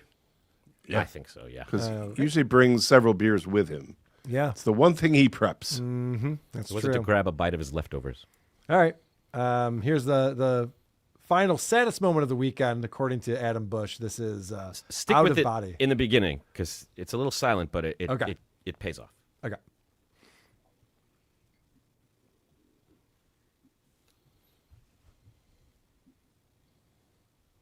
Oh, this is great. John is totally inebriated. Oh, this is great. This is an emergency. Just do it, okay? Fucking hell. So sad. Anyway, give me thy orders, my duke. I'm a big fan from Sir, and just found all these BS shows. You're my general. I live in Buffalo. Wow. New York will deal with your enemy if you say so. Unleash the beast, Duke. It's unleashed. All I ask is that you help me because everybody else is against me. Skill! I didn't even feel like doing a show, but so fuck it. Yeah, I was like, I really could use some money. Why not? Why not? I mean, I think I listed 3 reasons on Point Dabble Point why he shouldn't be inebriated on his stream. The first one being his family and how he's embarrassing them. But yeah, why not? Yeah. I love how that clip started because he's just kind of staring off in the distance and then he realizes I'm going to make fun of him.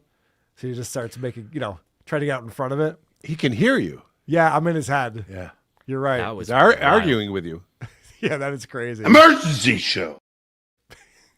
You called it, John. I couldn't resist doing an emergency show on that. That was a debacle. All right, Adam. Well, that's good stuff. Let's find out about what happened with the fallout from the weekend that he had. He had a lot of guests on these different streams, and they don't get along with each other. Yeah. It's interesting how that works. This is from the Dabblers Anonymous subreddit, and the title on this is actually very funny. I'm going to dive into what's really going on, but it says John finally addresses his 3 children for once. So that's the context of this clip. So here I am turning 60, and now I got 3 people who are mad at me because somehow I hurt their feelings. But it's my fucking birthday. I mean, does anyone give a fuck? Why would we? Why would anyone care about your birthday, John? He's so insane. He's such a child. That clip is from when? That was probably Monday or Tuesday. Okay, yeah, because we hadn't seen that when we did the Sunday. Right. Oh, yeah. No. Because yeah, a lot of the falling out happened Sunday night. Right, but we had already covered how much his birthday covers when it comes to bad behavior, what you can get away with. And he's still going with it. Yep. It's my birthday. I can treat people like shit. Right. And what he's talking about here is he has 3 friends who are mad at him right now. Rob Saul, Clay Dabbler, and Ashley Cummings. And John is beside himself. He comes on his show yesterday, and he's having a hard time figuring out what he did to these people. All he did was have these people on streams, and, Rob Saul's going hard in the paint against Avariza, and Ashley Cummings hates Keanu. They had this big falling out over their dumb show they did together that nobody watched. And so you have all these people and all these feelings. We don't talk about this enough on this show. And I give Patrick Melton a lot of credit for this. I think he brings it up more than anyone.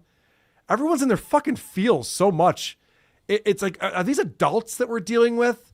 We have to go to the playground and be like, what did Billy say to you? Well, that was very mean. Did that hurt your feelings? I bet it did. Gives a fuck. Get over it. This is stupid internet bullshit. Why is everyone up in their feels? And John's beside himself. I don't even know who hates who anymore in this fucking world. I really don't. It's fucking hard to keep track. It changes all the time. I just can't stand people like Clay Dabbler who fucking decide to take a side without even watching the whole show and without even knowing the facts. In fact, Nasty Neil, Rob's buddy, was the one who pointed out to me that on the Saturday show, I asked Rob if it was okay if I let somebody on. But a guy like Clay Dabbler, he makes the assumption, the allegation that I don't let other people on. Like I never warned Rob. I never asked Rob's permission. All right, let me explain how dumb this is. Okay. And I promise you it's worth it. I promise you this sounds so petty and stupid. But what happened is Rob Saul was brought on John's show twice, late Saturday night and then the late Sunday night show. The late Saturday night one, John was talking to Mr. Kill Everything and Nasty Neil. And John asked those guys permission to bring Rob Saul on, and Rob Saul was butthurt, taken aback by that. Okay. And then Sunday night, he's talking to Keanu and Ava Riza, and I think Nasty Neil was on that time too. And again, he asked them if it was okay to bring Rob Saul on. And Rob Saul's like, dude, I'm your fucking right-hand man. Why are you asking them permission to do this shit? And so Clay Dabbler's on Twitter going, John, what the fuck? Where's the loyalty here? Rob's been by your side this whole time. Rob and I are the only two who are always sticking up for you. And now you're in bed with Keanu and Ava and Nasty Neil and all these characters. And, you know, Mr. Kill Everything is talking all this shit on Brennan's show about you. So these two are both seeing this as just like, we're the only loyal people to you. And you treat us like this, which is all so silly. None of it matters. But then Nasty Neil got in John's ear and said, no. Clay Dabbler's totally wrong about this.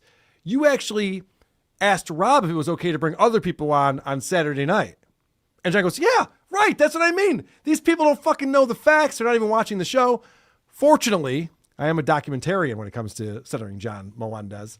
We covered this on our show, our emergency show. And so let me remind you how this did actually go down, because John's going to bring this up a bunch, and he's wrong. He's wrong about this. And he was blackout drunk, but Nasty Neil told him a thing, so he's like, oh, that's the fact, because I wanted to believe it, so that must be what happened. Are you okay with Rob Saul? Yeah, I've chatted with Rob Saul a few times. Rob, how are you? I actually Why I are was you a maker with Rob and Mr. Kill Everything. Why are I've called Rob Saul some words before, which I'm not going to repeat right we now. all have. I love it. All right. So that's where you just heard what actually happened. Are you guys okay with Rob Saul coming in? They're both like, oh, I've talked so much shit about that asshole. Both of them. Yeah. Nasty Neil, who's actually not all that nasty. It's just like, oh yeah, I've had some choice words for that prick. Kind of a sweet guy. Yeah, right. Yeah. Mr. Kill Everything is a sweetheart, according to John. But they both had a lot of horrible things to say. And I played this on our emergency show, but again, Rob was taken aback by this at the time on Saturday night. Kill Everything, and Rob Saul shows up. And guess who's offended about the way he's brought on to the show? That would be one Rob Saul, who's got a few words for John. on his birthday? And why are you asking permission to come on? I am numero uno here. Don't you got to check in with Mr. Kill Everything to make sure it's okay to bring me on? Whoa, look at Rob. I'm just telling John. I'm just telling John. It's like, Rob. yeah, I don't want to ambush anybody, Rob. Okay. So I had to play those clips. I know how dumb this is. I am well aware. You can stop making that thread in the subreddit right now. I know how petty and dumb this is, but I just wanted to point out, because John, everyone's making up lies about him, and he's a victim all the time. We're going to hear more about that coming up when Avariza joins the show. This is from his show yesterday that we're going to be looking at. But we just proved that both times he brought Rob on, he had to ask the people who were on's permission. It's okay if I bring Rob Saul on, because Rob Saul is a toxic individual that everyone hates, because all he does is spew hate, because Rob's dad was gay and he got picked on for that and he's not over it. And also his wife left him for his cousin and he's not over that. Used to bathe them brothers both together. And his mom used to bathe him and his brother and compliment his brother's penis size and make fun of his little button. That would get to me too. His little button dick that might be smaller than his dog's. I don't know. I'm not in the house. We can say we're not scientists. We don't know. Well, I'm not going to speculate about everything. I'm going to tell you I don't know things. But speaking of not knowing things, back to John's complaint about Clay, he prefaced that. His preamble was, I can't keep up with all this. Right. And then he's giving Clay shit for not keeping up with shit. Yep. Hypocrite. Yep, no shit. He did it himself. He goes, I can't tell who hates who, but you know Right. that longtime loyal friend of mine? Fuck that guy. Right. So he's still upset about this as he brings Ava on to explain, woe is me. I did ask Rob to come on, but he hasn't, so I guess he's still mad at me. Ava, I don't know what Robbie. No, but Ava, first of all, on the Saturday, I asked Rob if it was okay if I brought somebody in. Yeah. So, and then this time I asked you guys if it was okay. I'm trying to be the nice guy. I don't want to surprise anybody. Did you bring that up to him yet? Yeah.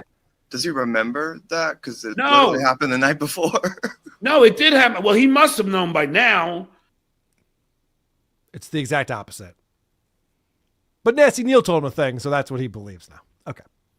So I think this is very interesting, and Ava's going along with it. Yeah, of course. That's exactly how things went down.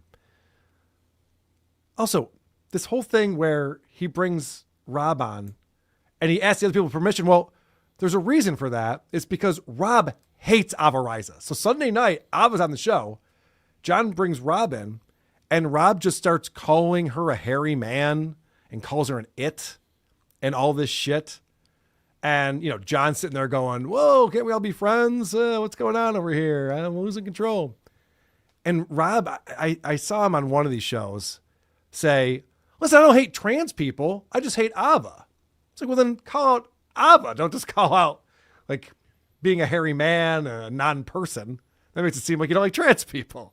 You're not doing a good job of this if you're singling out a single person you don't like. Oh, yeah. When someone cuts me off in traffic, I rip on everything that they look like. And it's not right to do. Yeah. It should be, that's an asshole. Right. And leave it at that. I also hate women when they're on the road. Yes, those Japanese women. I'm with you on that. And so this is all silly nonsense, and John is fired up about it. That's fucking bullshit. And then Nasty Neil said, John, you did it on Saturday. You asked Rob if it was okay on Saturday. Yeah. So, I mean, and then you have Clay Dabbler, who's fucking, give me shit on Twitter. It still irritates the shit out of me, Ava. Like, no, it does, because I didn't do anything. I know. I think if Clay finds out that happened, then he'll understand. There's a bunch of shows that day, so maybe he didn't see that part because it was at the weigh-in. But Well, he didn't even watch that whole show. So I'm going, you didn't watch the whole show, and you're making these allegations? Are you out of your fucking mind? Why is he so fired up about this? This is also stupid. Someone's mad at him and he's taking offense. Dude, you've had 60 years of never doing anything wrong. I know, right? I didn't do anything wrong. I don't know. Why are people mad at me? I didn't do anything. Why are you still surprised? Genuinely shocked every time. Right. Every single time. Right. It's incredible. So Clay was talking all sorts of shit about John on Twitter. So that was one of the that's one of the things that's really, eating John up alive. He's like, my good friends, Rob mate. and Clay, and that chick I want to bang, Ashley. They're all mad at me. I can't figure out what's People going on. I've here. never met. I've never met any Right. of them. Yep, you're right. And so this is funny because Ava hates Rob Saul. And John's like, I stuck up for Rob when you were saying that he fucks dogs. I was saying he doesn't and all this stuff. And John, is a big champion of the LGBTQ community, as he tells us always all been the that way. time. Always. It's always been that way since day one. And so I don't think he realizes what he's saying here. I don't care your sexual preference, your sexual identity. I don't give a shit. We're all just humans trying to get through life and be happy. for anyone that's accusing you of being anti-gay or anti-trans, I mean, you've been friends with Rob this whole time, and he's gay. Okay, see, stop, but don't insult him. I can't do that. No, I don't want you to say that I allowed you on to bash him. Rob is not gay. Okay, what is it's your He's rule? not gay. He's not closeted. He doesn't have sex with dogs. All right. So let's figure out what just happened here.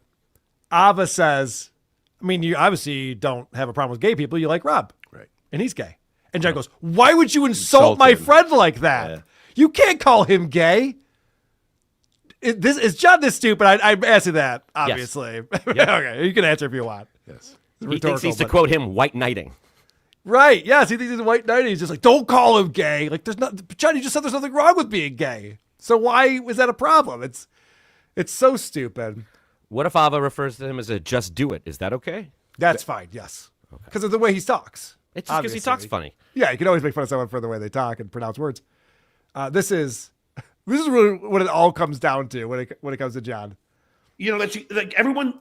I did a birthday show and I got 3 people mad at me. It's your birthday. Yeah, I know. Yeah, and that's why I said on my show, I'm like, could anybody take themselves out of this and say, I'm trying to celebrate my 60th fucking birthday? Could you just invite everybody on and we all get along and have fun? Yeah. John's like, why are they making it about them? I'm trying to make it about me. Yeah, I know. I'm the one on the internet on my birthday. Yeah, what a fucking idiot. I mean, he really does have this mentality, which is still shocking to me. I know. We're 8 years in on this, and I'm still shocked that John is this childish. Remember when Shuley was still working at Howard Stern and they took the show to L.A. and John was going to ambush them and make it all about him, but instead he was like, hold on. This is about Howard's big trip to L.A. and the new Sirius studios. I'm just going to bow out and let this be about that. No, that's not what happened at all, actually. Really? He was hanging out in the alleyway with other whackpackers. Oh, I see. Trying to ambush people as they were going to the studio. But he was sober and looked good, right? No, actually, he was pretty drunk and slurred his words when he finally did get a chance to talk to Shuley. And he still plays that video over and over again as if that was an accomplishment. Well, it's not like he puts Pink Floyd to it, does he? He actually did. Okay. Someone did for him. What I loved about this episode yesterday, because I was peeking in on it a little bit, John shows up with one of his new shirts, a Gulf of Mexico shirt. So I know it's a newer one. And he's always had a problem with his collars. It's been pointed out a lot by the Uncle Rico show, guys. Yes. This collar is really bothering him. I got burned for it on Saturday because I sent it out to that dickhead mule who ended up giving the link to everybody. You know, which it's amazing why they do this. He's looking at himself. He's going, oh, fuck, this looks like shit. So then I think we're about 16 minutes into the show, and he realizes that, yeah, this shirt is not working for me. People are definitely going to make fun of me for having this shitty collar. I'm a big Saquon fan until he played golf with Trump, and this shirt's collar is irritating me. I think I might get a different shirt on. Hold on. A few moments later.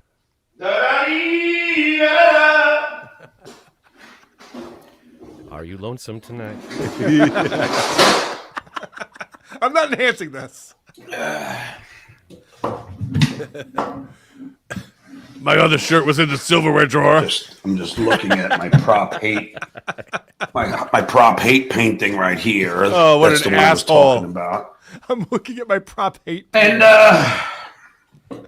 you know, I know people will goof on my painting ability, and I get it. I'm not a painter. I'm a stuttering buffoon, retard, idiot, loser, sex bastard. Da Vinci, if you will. I'm sure no, that's not where any of us are going. Da Vinci. he was trying to think of an artist name, and it took him 5 insults, 5 of our insults for him to figure one out. Holy shit, he sucks. One of the things that John likes to do, especially lately, is recreate history. And he loves to reset how things went down between him and me. And none of this is true. Absolutely none of this is true. And as far as the Carla thing, I called him that because he came into my room as Carla. Nope. He could deny it now, just like he denies putting the MP3 in my book on. Right. But I saw it. My lawyer saw it. The book publisher saw it, and the Audible people saw it. We all saw the link there. And Vegas Beer Sells Jerry can corroborate that he had that link up. Cool. So that's just a load of horse shit. Mm-hmm. But he likes to deny things. But he did come in my room as Carla. He would come in as Carla and kept promoting WATP. Hence, that's where that came from. And then Moonhead, Vinny Paulino, sent me that picture of him in the cowgirl outfit. Was it a cowgirl outfit? It is now. That's how they dress, right? So, out on the prairie. I want to be a cowgirl, baby. And, so then hence, the Lady K, but it has nothing to do with, being. Hold on. I got to go back and look at the timeline. I was Lady Kmart at first. Yes. I still don't remember. I still don't understand why that was. But that was before the cow bikini, right? I don't remember. He's trying to say that I became Lady K because he saw me in a cow bikini. There was a consequence for the creep off. A photo that was posted on our Instagram and all over the internet because that was a consequence. It was a professional photographer that showed up. We had lighting and everything. It was a whole ordeal. It wasn't like he caught me in my closet like, oh, I just put on my cow bikini. Fuck. Homophobic or transphobic. It's just because he was in a cowgirl costume, and and I had put that picture on, and Vinnie Paulino gave it to me. If he's gonna be mad at anybody, be mad at Moonhead. He's the one who gave it to me. I'll give it to him. I can show you the DM of when he gave it to me. I can show you. Joke's on you, John. We're always mad at Vinny. Yeah, fuck that guy. He's really the worst. All right, so John's like, I'm not homophobic or transphobic. I just call this guy a just do it. And I use words like Carla and Lady K when I describe them. Obviously, I don't have a problem with gender or sexual preference. I don't know what you're getting that. And when Ava comes on, John wants to show Ava that he's a champion for her community by bringing out his art piece again. Oh. And watch Ava's reaction to this. She doesn't seem all that impressed. Because I'm not going to allow trans bashing on my fucking show. Oh, well, it's okay with me. You don't need to do Yeah, but it's not okay with me. I understand that. Yeah, he Well, didn't that's listen fucking to so funny you. 'cause- He's such a hypocrite. That's wrong. I did this painting in 2008, right? I know it's, I'm not a good artist, but it's Prop 8. This is when they were trying to ban same-sex marriage. And I had everybody's equal. And then on the bottom it says life, and it means love is for everyone. So to actually fucking, I'm pro LGBTQ plus since I was a kid. Yeah. Seriously. LGBTQ plus. The level of embarrassment he should feel after showing that painting and still proud of himself for the creativity he put into that. And as if 2008 wasn't going back far enough, since I was a kid. Since he was a kid, he was pro. Is Ava gay? Like, I don't know what the fuck he's even talking about. We know. He's just putting it all together as this one other. Like, see, I like others. You're an other. Why aren't we on the same team now? I have smelly feet. It's all ponderous. Yes. It's the only word I can think of to describe John and whatever he's trying to describe to Ava, because I was just like, yeah, all right.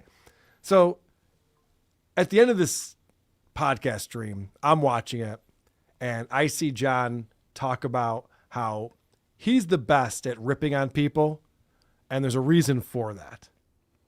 Danny and I would say out of all our friends, are the best ball busters. Like, because we've been doing it. Danny, Pat, and I would lie in bed. I would sleep over his house, and we would just goof on each other's mothers. Remember that, Dan? So as soon as you made one person laugh, then you would lose. So you would just keep, each guy had like 2 or 3 minutes goofing on someone's mother, and then as soon as you got a laugh from the guy you're goofing on, then you would be like out, and then it would be the. So John was really funny when he was 12 and busting his buddy's balls about his buddy's mom.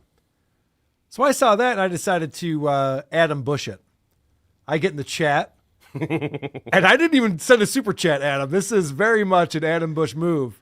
All I did was put in a free chat with everybody else who's in there chatting, and John sees it. And boy, does this trigger Mr. Melendez. Oh, if this is the real snaggletooth. Here, this is funny. So my best memories are from childhood. No, not really. They were great memories, though. How about you? What's your best memories from? Today's show. I know. I don't talk about my memories from when I was 12 often enough on this show. That's what people are looking for. I read the feedback. Yeah, but Carl, what did you do when you were 12? I'm like, I'll get to it. Relax. We'll get there eventually. So then John takes this opportunity to really stick it to me. And John confuses memories for resume. Oh, yes, I of know course. where we're going. Okay. Yep, the list, the accomplishments, the credits are all going to come out to really stick it to me. Please tell me. I'm curious because I have memories from the Stern Show. Oh, that's right. You were never on that. I have memories from the Tonight Show. Oh, that's right. You were never on that either. I have great memories from being signed to Atlantic Records and having an MTV video and having your song played all the. Oh, yeah, you don't have those memories either. Oh, I also have a great memory of getting signed again to another record. Oh, you don't have that memory either. Oh, I also have a great memory of selling movies to National Lampoon Starring. Oh, you don't have that either. Shut the fuck up. How many? Man, you set yourself up for some real embarrassment, didn't you? I thought you had triggered him, but he proved you wrong. Yeah. He really got flustered on that one. And he just goes through his resume. Something that we're all familiar with. And none of those were memories. Nope. He could have said, when I was on the Stern Show and Howard and I went out to dinner with Ozzy Osbourne. There you go.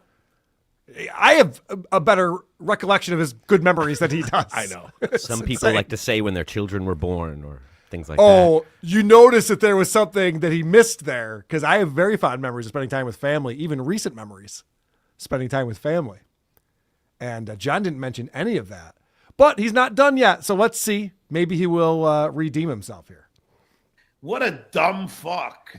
Holy shit. You were on the #1 radio show. Doesn't matter. I the announcer for the #1 late show franchise. As Dee Snider once said, John, you have had a charmed life. I have memories from. I pranked Donald Trump. I made global news. Yeah. I mean, people still talk about that.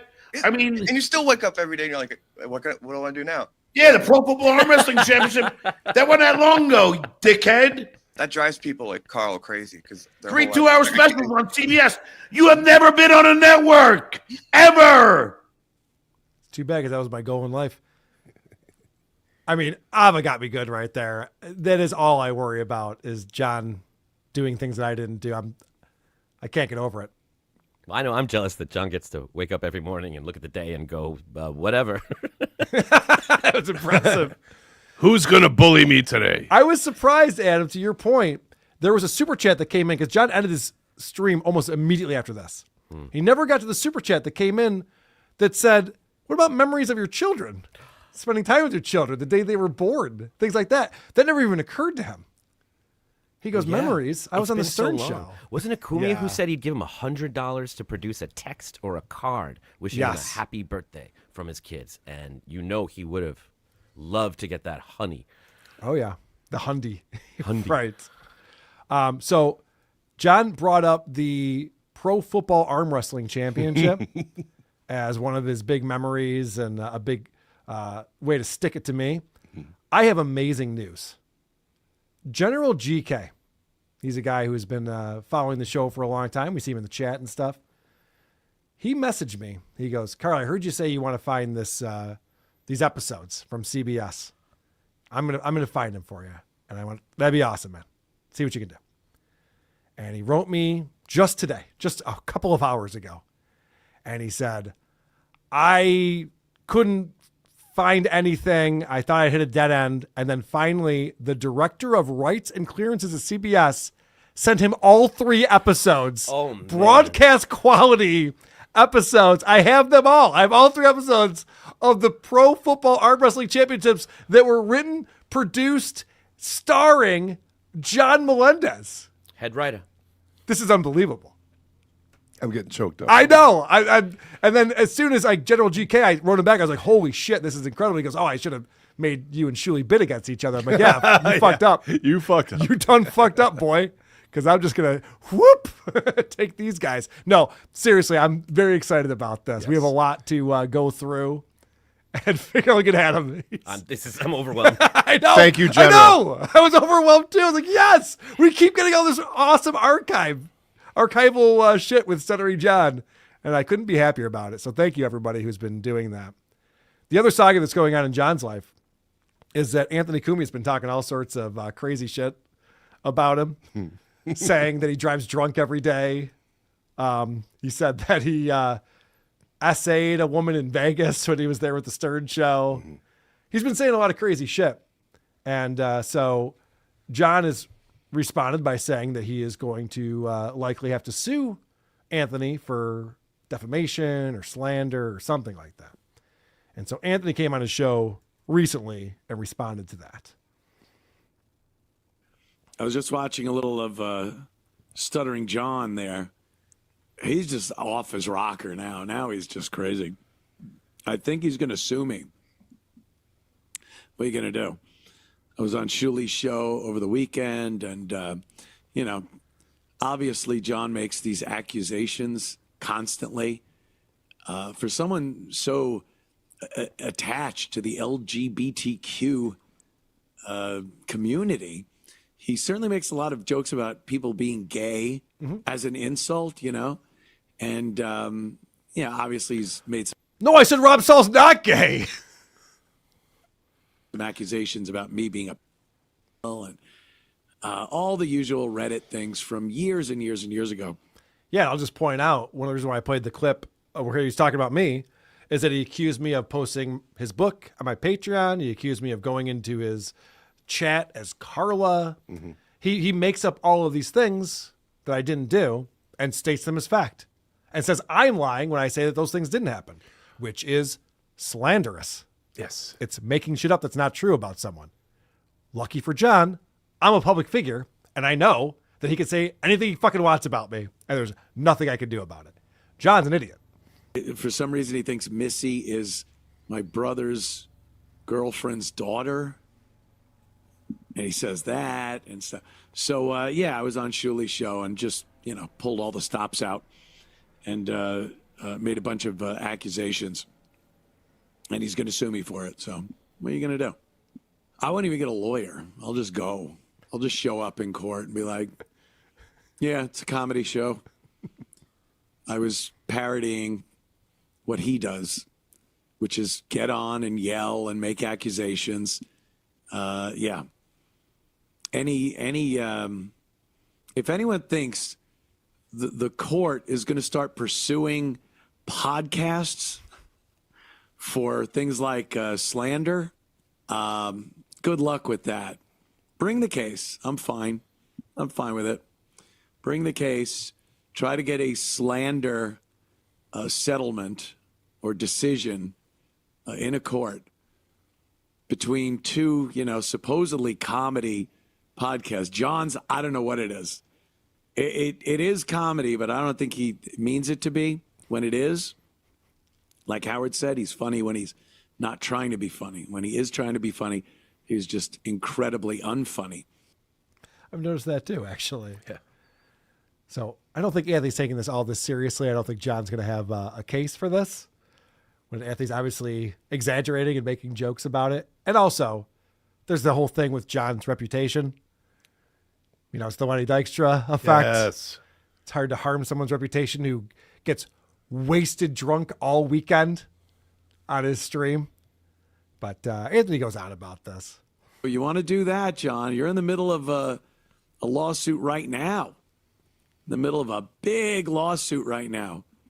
And John's broke. He's got no money. Mm-hmm. The guy is broke. His mommy pays his bills. His mommy owns his house.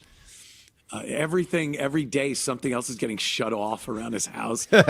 Keep running your mouth, Pocky. He's adding this to the list. He's calling his attorney right now. No, he's saying my mom buys all my stuff. Everything, every day, something else is getting shut off around his house. His electricity, his internet. He didn't have car insurance. His license was suspended. And of course, it's everyone else's fault. It's never John's fault. So he's, in the middle of this big lawsuit with Who Are These Podcasts and Uncle Rico. So I don't know, John. I don't know if you're ready to file another one. Look at you.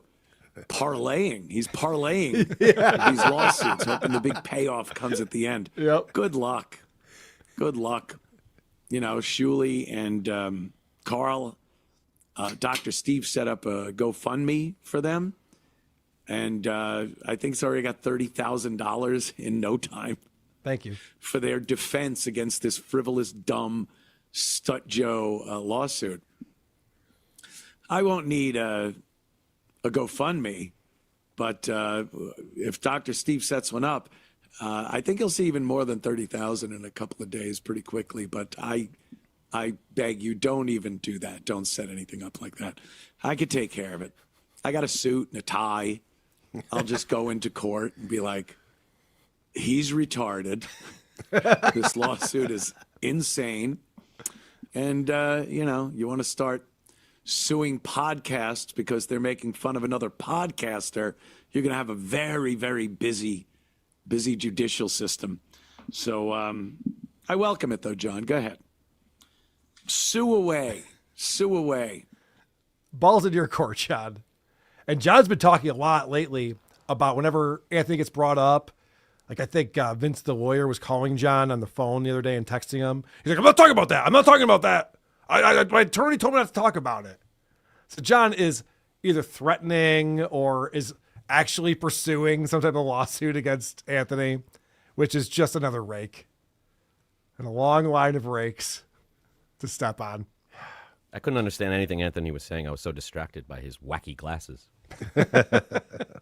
You and the Opster both. Speaking of the Opster, we got that coming up. Yeah. Opie with Jim Norton was a show on Sirius after the Opie and Anthony show dissolved. And Stuttering John was a guest. We're going to talk about that. And then Adam's been following Opie Radio and his streams for the last few days.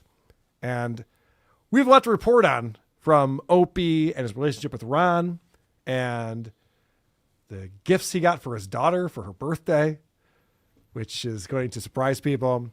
But first, supertip.gg/WATP. We appreciate AO1012 coming in. Forget not seeing my kids for a month. The worst part about this whole thing is I'm going in after the Vikings bye week. Oh, that does suck. Would have been better to coordinate that. Hazard Forward with $50 coming in. Thank you very much, Hazard Forward. Carl, let me talk to him. I am a thespian. My name is Ozymandias, King of Kings. Look on my works, ye mighty, and despair. Please speak into the fucking mic. That's probably my biggest takeaway from Villaroma. I know a lot of people have a lot of things to say about that weekend, but Anonymous coming in. I'm getting a tattoo. Yeah. I'm getting ink done. I asked for a 13, but they drew a 31. Oh, boy. Old Craig coming in. Sup, bros. Ava is the greatest saboteur of the John Army. Yeah, I don't know what her angle is, but we'll let it play out. We'll see what's happening. Rob Johnson with $3. Thank you very much, Rob, for the $3. Hey, how about you, Timu Caitlyn Jenner? Nobody cares. I will always be the dabble versus goat chick with a dick. That's true. That is true. Dave Daffler, a.k.a. Dave Delafiore, who has been a champion for the GoFundMe, and we really appreciate him matching everyone's donations from Friday night, which turned out to be a hefty sum of money, so we thank him for that. Maybe this year, I steal some new jokes. I was thinking along the lines of Good idea. That'll be good references to the Vietnam War. Everyone will understand. Anonymous coming in. Hey, Mr. Hassan Piker, where can I get one of those fancy schmancy dog shock collars? My bitch needs some discipline. And Adam Davis. Carl, at this point, is it safe to say that you are officially out of the Gino and Kiki business? I am. They're mad at me for some reason. I'm wondering what I ever fucking did. So weird. What did I do? What did I do? They drew first blood. Keanu goes on Kevin's show and goes, Carl told me not to do this, so I'm going to do it. I was like, oh, okay. What a good friend. Michael P. On November 1st, Surf Rock is going to fly through Buffalo like a shell through a Terra. R.I.P. Terra. Go Bills. Yeah, theiceups.com. You can find out the information. We're playing from 4 to 7 at the Flying Bison Brewery in downtown Buffalo on November 1st. That's a Saturday. Swing by and check it out. Nigsaw, funny Stuttering John is okay with saying jigs, but calls me Mr. Saw. That's hilarious. Dave Daffler again. Who has his picture from the Belmont? I'd love to see the one on the wall? Yeah, the one on the wall is hanging up. I'd love to see that. Again, I'm not gay. It's my birthday. Okay, Dave, thank you. James Q. Legend. Dan Tana's Steak and Pasta, last steakhouse he was at. Mm-hmm. So you're going with the Adam theory that he did not go to a steakhouse that night. On his 60th birthday, he can't go to a steakhouse? Come on. It's possible. He can barely get out of bed. Dave Meyer became a YouTube member. Thank you very much, Dave. Good to see you on here. Speaking of Dave Daffler, again, I read in the New York Times that he put a tooth under his pillow. Oh, you're going to get a lawsuit. Yeesh. I can't believe I even said that out loud. I shouldn't have. John's a liar? No way. Yeah, no, it's breaking news. JDT, trans and dog fuckers are the same. What do you think the plus stands for? The plus stands for a lot of things these days. I'm not the expert on that. AO1012, daily gym goer body on John. Oh, yeah, he's buff. Everyone knows, work out the biceps, done for the day. We're good. And really just one bicep. Yep, just the one. Dave Daffler, thanks, Carl, for the MP3. God damn it. How dare you, sir. Jay Dabbler, love you, Carl, but I must play hypocrisy police. Your comment how that dog lover shouldn't use ad hominem when insulting Timu Annie is gayer than me. Is that true? It's a lot to process there. I'm sorry, Jay Dabbler. I apologize. You're one of the good ones. Juan Gislin Moron. No, Long Island moron. Long Island moron. Dave Dabbler. God damn it. These guys are fucking with me. Dave, again, did you see the traffic accident with those brain synapses? I didn't. I think that was just when he was like frozen like that, and then yeah, I know. I do know what you're talking about. Okay. Yes, that was an always stop. Yeah. Fungi Brian says 6 months. Brilliant! It's all brilliant, guys. Keep fighting the good fight, and DabbleCon 3 will be unbelievable. I can't wait for DabbleCon 3. Maybe we'll get Danny to come to that one. Ooh, that'd be fun. Danny, the Ashley Cummings tapes, the Ava Riza tapes. It's gonna be great. Yes, it's gonna be unbelievable. JFK Headchunk.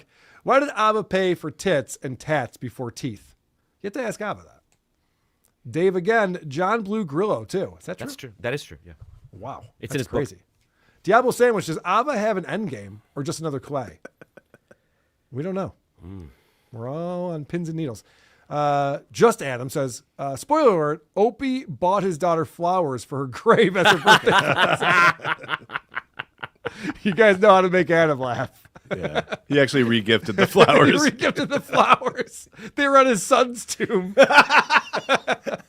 I'll just carry these over here. You won't know the difference. Unbelievable. All right. So this is going back to, I guess it'd be 2015 probably.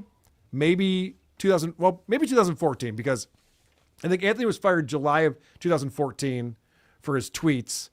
And then after their vacation, the show came back as Opie with Jim Norton, and Anthony was off the show, and he was out starting Compound Media up, his own platform. And so Opie and Jim carried on the mornings of, I think it was called Opie Radio then, because it was the Opie and Anthony channel, probably switched to Opie Radio, then became Faction, whatever, doesn't matter. And they had 2 guests on the show, Dave Attell and Stuttering John. And I love Dave Attell. Yeah. He's my favorite stand-up, and I love him as a guest. He's just a very interesting guy and witty, and I want to, if he's opening his mouth, I'm turning my head. Huh? What are you going to say? But God forbid you have Stuttering John, who thinks he's a bigger star than Dave Attell and more important. So we're going to see what happens when John comes in. And Adam, you pulled these clips. There's also a lot of visual things going on here, especially the way Attell's looking at John the whole time, what Jim is distracted doing. If you can watch, please check it out. In this first one, he is John is making Opie explain why him and Ant broke up. Right. God. All right, let me ask the question that you know. Sure. Yeah, go ahead. Opie is this. So now Anthony's not here anymore. No. So what happened? That's a very good question. It's very complicated. Well, fuck! I talked about stirring. Much like your marriage, it was time to move on, and they have a son together. We had a very complicated relationship. To be honest with you, we didn't talk much off air for many years. And why is that? I don't know. We just changed as people, I guess. I don't hate the guy or anything. But then he got fired because of what happened? for his tweeting. Yeah, and the company was very upset about it, and when he connected a little violence to his tweets, they felt, don't fucking kill me for saying this, they felt like he had to go. And did you fight for him? Of course, I don't even listen to those fucking assholes. Of course we did. Oh, okay. Of course that's we the did. only question.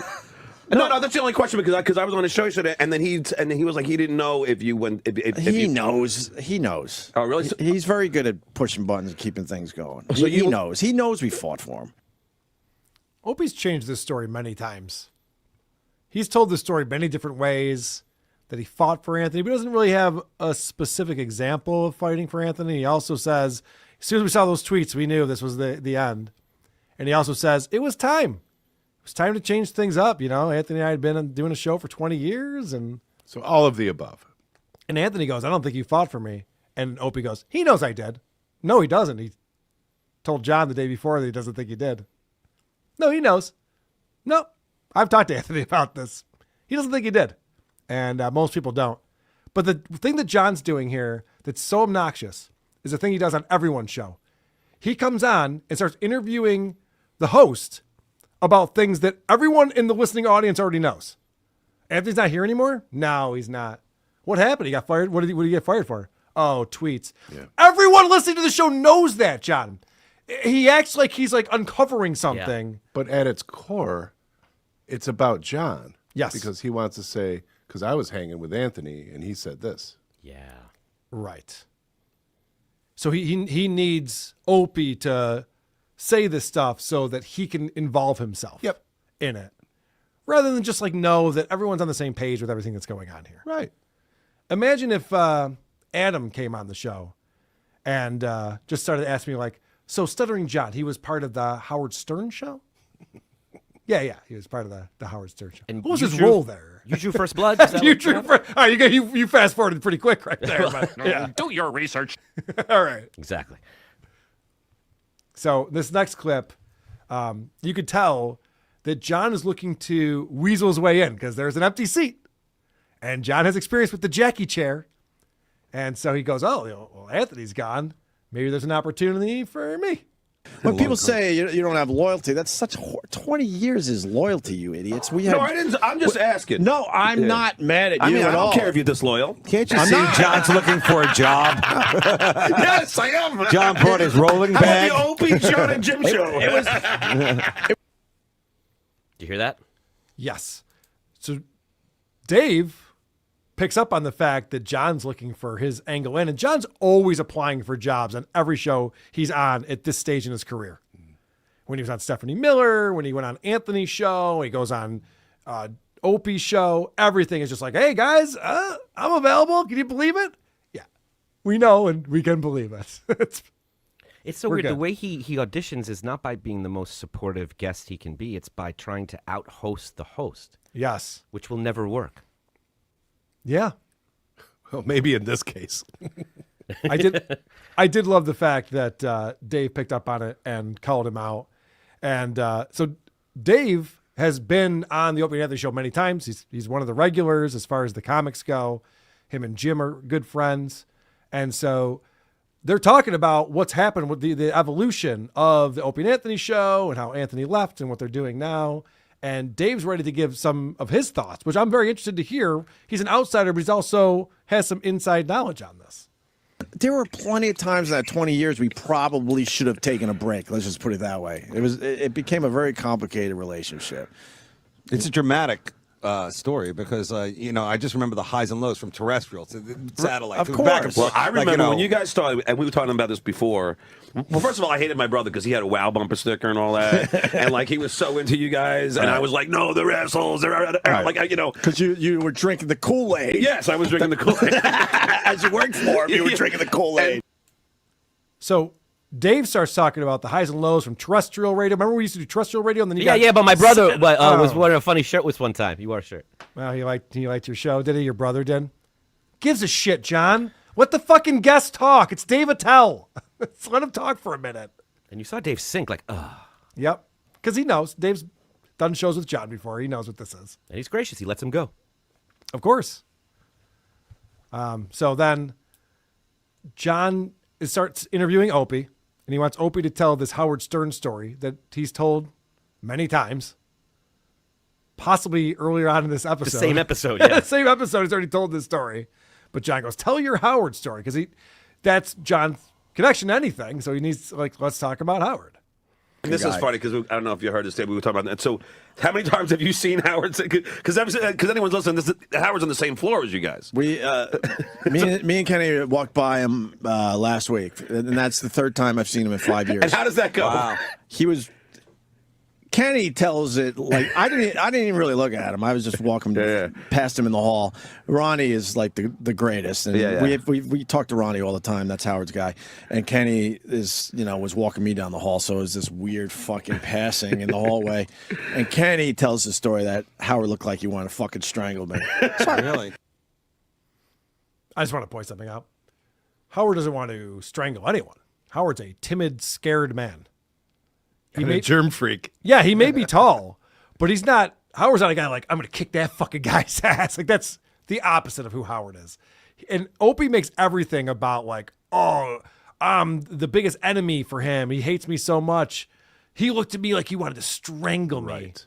He's just like, is that what Opie looks like now? Jesus Christ. What's wrong with this guy? It's like Steel Toe saying, I made so many people mad. Right, yeah, he was seething in the hallway because I was there. It was also a weird move, like when John tells other people's stories. He was speaking of an experience he had, but he had to tell it from this other guy's perspective, like he wasn't even there. Which is good weird. point. Very weird. So Kenny told me that what Howard did was, but you were there. You were there. I wasn't looking at him because he won't look at me. Oh, okay, that must be it. Howard doesn't even know that you're there. So then John starts just making small talk for no reason because he doesn't know how to be a guest on a show. John just thinks that if he's talking, then it's content. Opie thinks the same thing. But back then, Opie was a little smarter and decides to get with the small talk, and actually starts to get into the situation with Anthony Cumia. Where you living now? Upper West. Oh, nice. Yeah. And how many kids you got? 2. Oh, cool. So just to finish, though, I don't think the door is completely closed with me and Ann working together, and I don't think it's closed here as well. But that's up to him. I can't be fighting his battles anymore. I fought a lot of his battles. He knows that. No, because I was just asking. Because I love the guy, but also we started wanting to do different things with the radio show. So he's doing his thing, and he's very successful. Of course he is, and we have had tremendous success with this new version. So. Yeah. And my whole thing is me and Jimmy are working really hard to make sure this doesn't sound like Opie and Anthony, because that wouldn't be fair to what me and him did together. Yeah. Opie used to say this a lot back then. He'd be like, we don't want this show to be like the Opie and Anthony show. But it was him and Jim and Dave Attell and Louis C.K. and like Colin Quinn and all the same people were still the guests and they were still doing the same format. It's just like, he pretended to make an effort to make it different, but he didn't. He put zero effort into making it different. The only difference was the funniest guy was no longer on the show. Yeah. A murder mystery radio play would be not like the Opie and Anthony show. Not And this. I remember, I think it was Louis C.K. when Opie was pitching like, we want this to be different. I think it was Louis C.K. who was just like, oh, well, then you got to change the format. You can't just say you want it to be different. You actually have to make it different somehow. Yeah.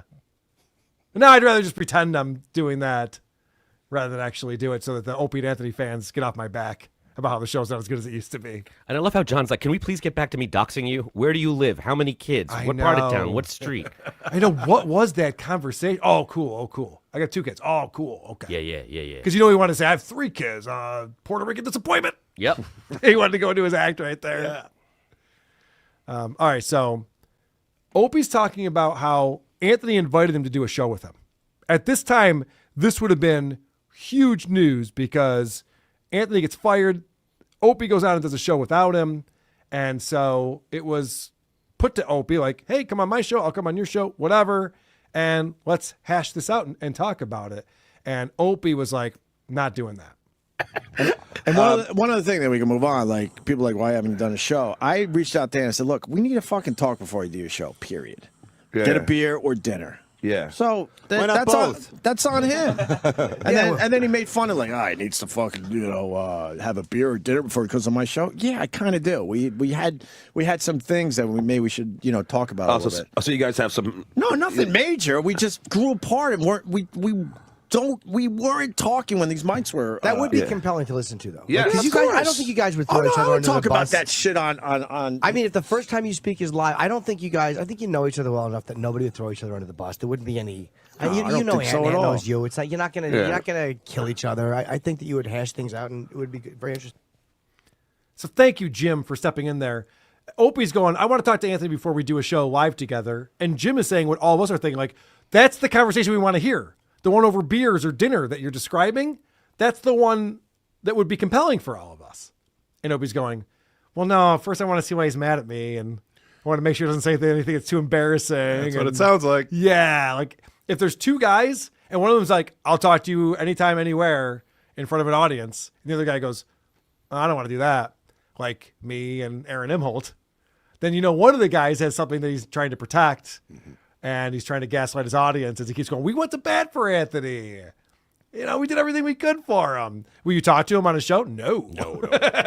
Definitely not. And if you notice, Attell and Jim, you get the feeling they've been here all day long for hours. They're very distracted, doing lots of other things. As soon as Opie starts talking about getting back together with Ann, Jim sits down, Attell looks up, they stop what they're doing, and they just focus on him. Like something's happening. So John clearly sees the moment here and knows just what it needs.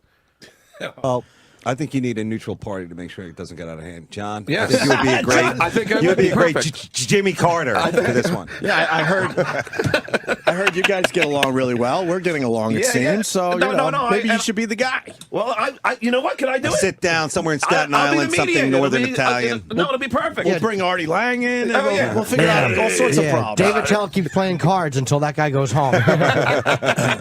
No, that would be great. We should I can mediate the whole thing. Right. I think I don't know. I don't think Ed likes confrontation in general, and but I don't see him really defending me and all that shit. He kind of lets these assholes continue with their bullshit. When one lousy thing from him would make a huge fucking difference.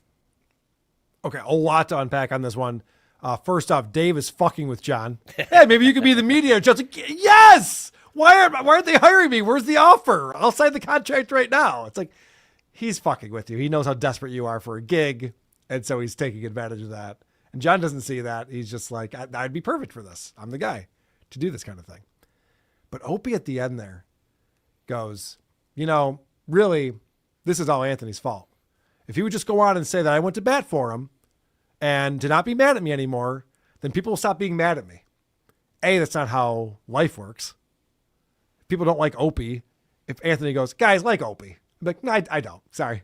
You can't make me like the guy. Also, Opie goes, I wish Anthony would do something. He did.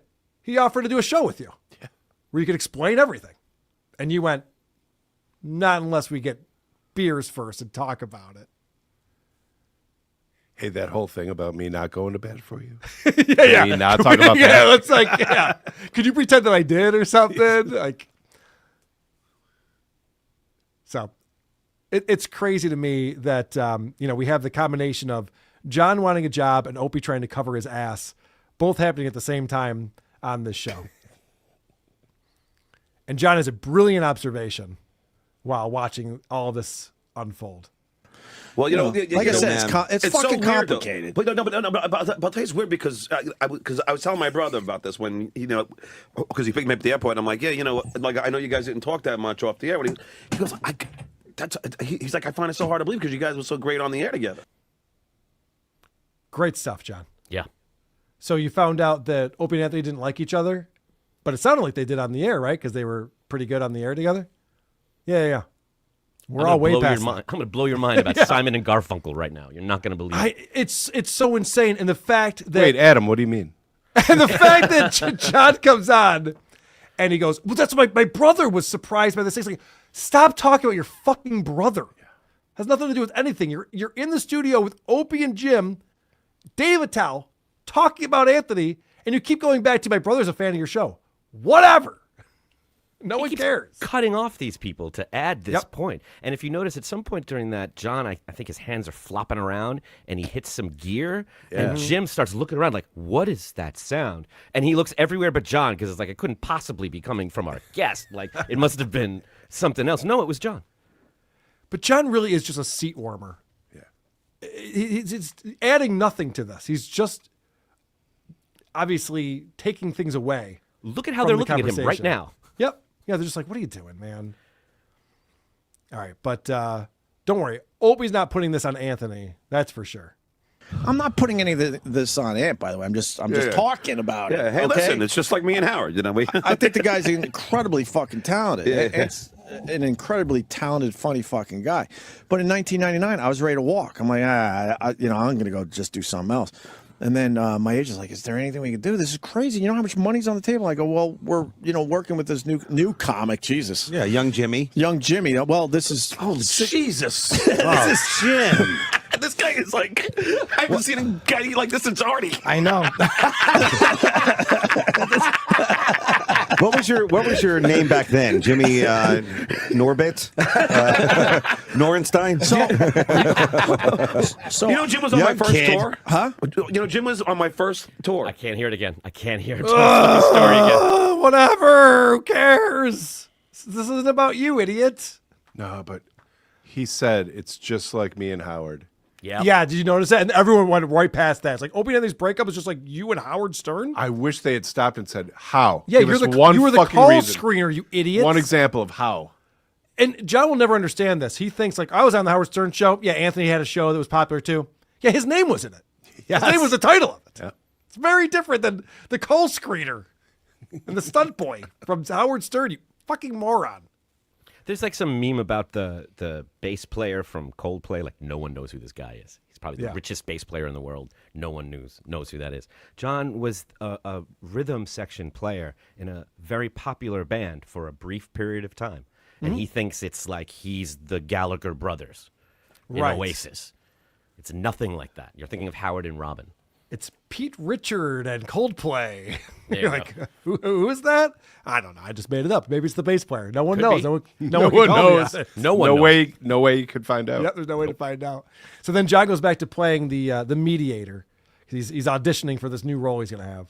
Now I have to ask you a question. And What then, was but it, though?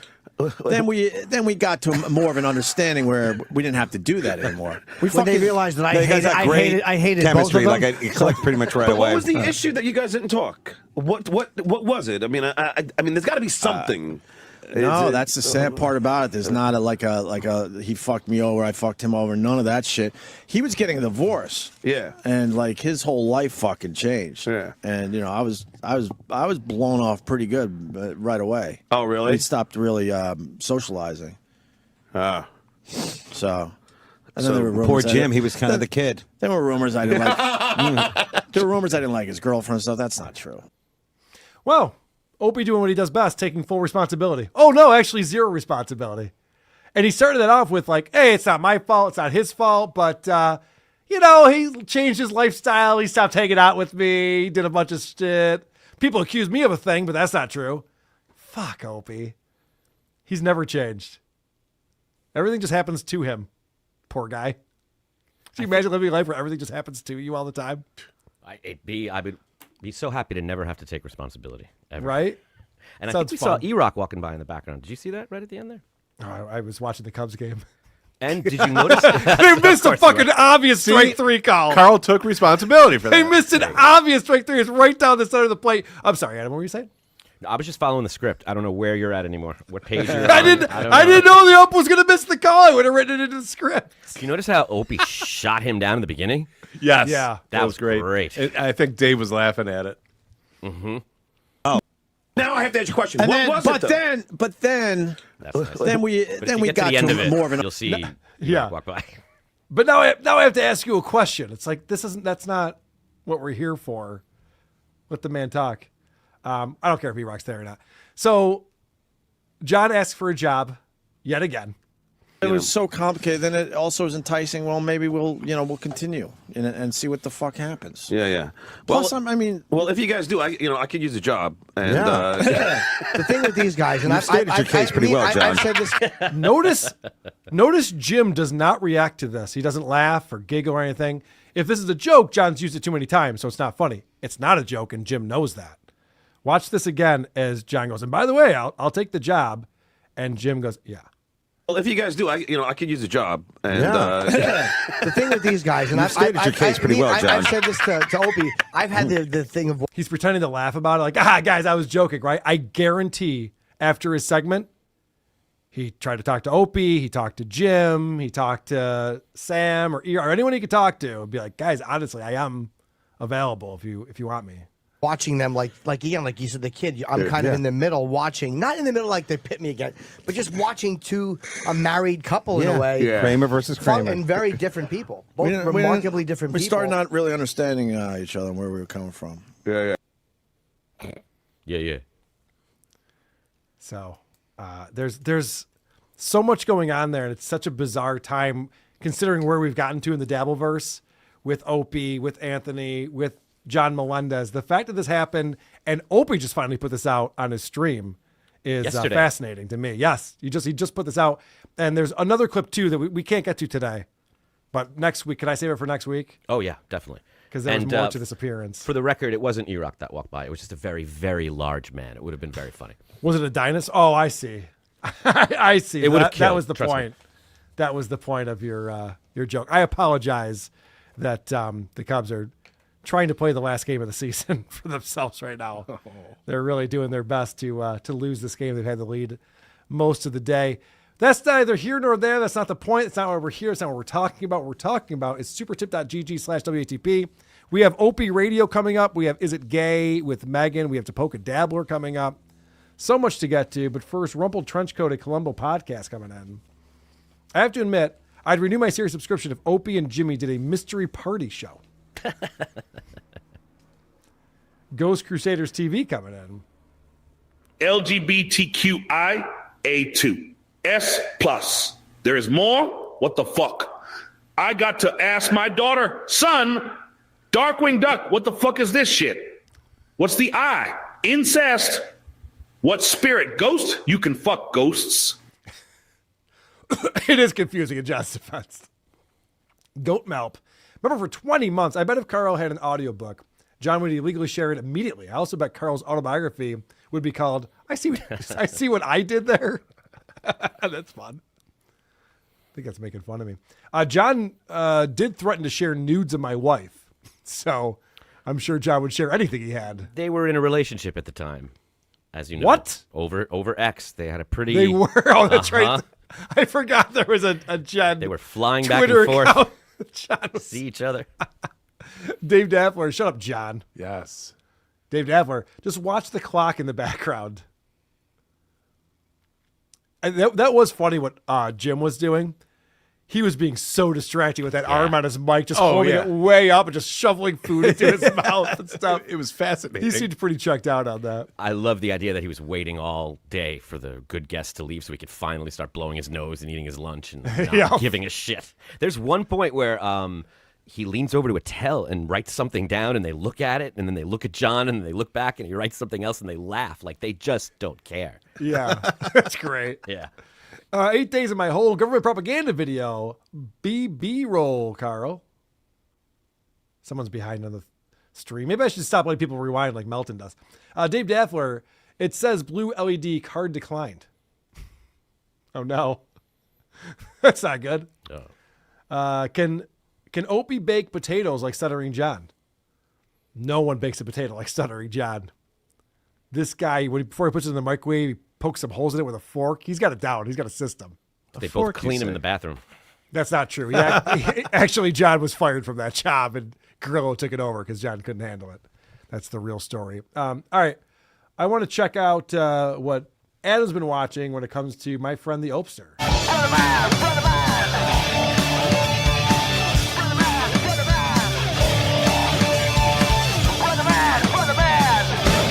Bah, bah, bah, bah, bah, bah, bah. And it all starts with last Friday's show. Opie's ready to stream to the masses, as he always does. He's getting put up huge numbers. And he starts off the show a little differently than usual. Normally he sings a song, he gives us a weather report. Things have changed. All right, it's going to be a quick one this morning because I'm turtling, if you need to know the truth. I'm about to play bingo in my underpants. So we gotta move through this one. First off, Opie doesn't need to be streaming. He's not under any obligation. There's no contract that he signed. There's no viewers. So none of this matters. I am so thankful that he doesn't realize that. Yeah. Even when he's got to take a shit, he's like, yeah, but 5:30 a.m., time to stream, or whatever time this is, probably later than that. It's like, dude, go take a shit.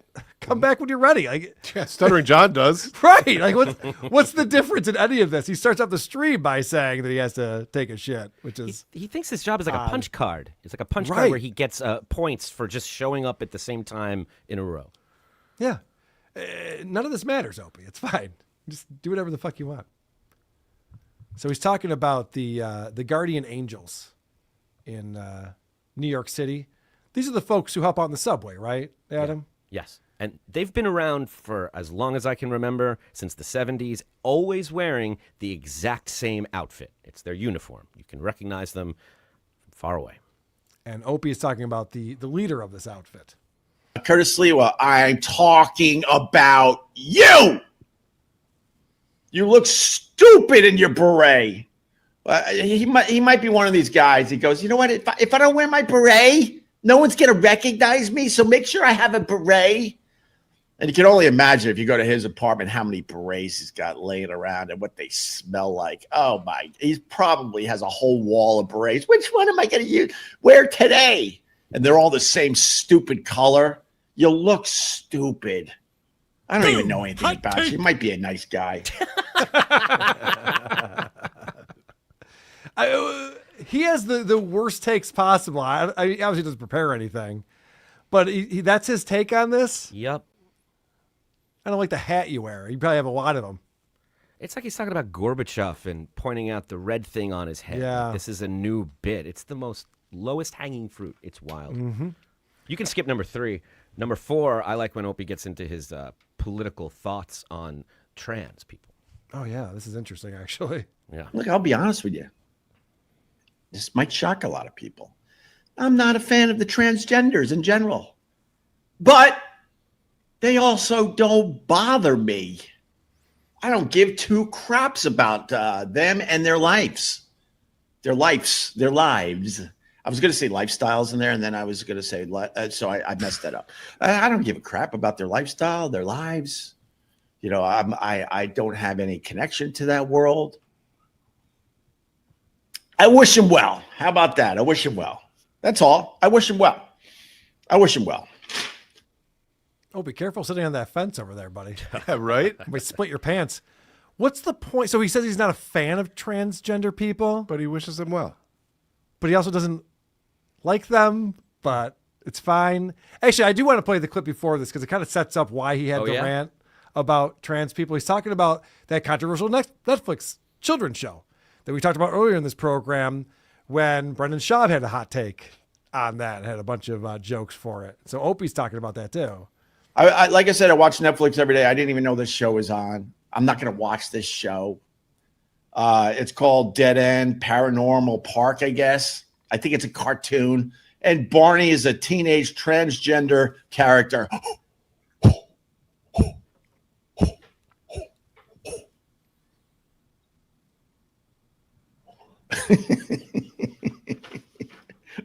I have no desire to watch it. My kids aren't going to watch it. My kids don't even know it exists. They're going to be okay. So the reason why I wanted to play that clip is so Opie has no take on this at all. I have no desire to watch it. It's not for you. It's a children's show. And he goes, my kids don't watch it. Your kids are in high school. This is a children's show.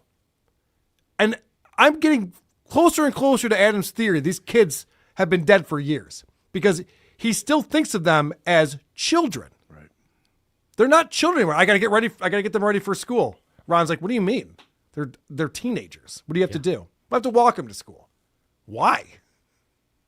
Because the cemetery's on the way. Oh my God. But this whole thing where he's like, my kids don't watch that show. It's like, yeah, of course they don't.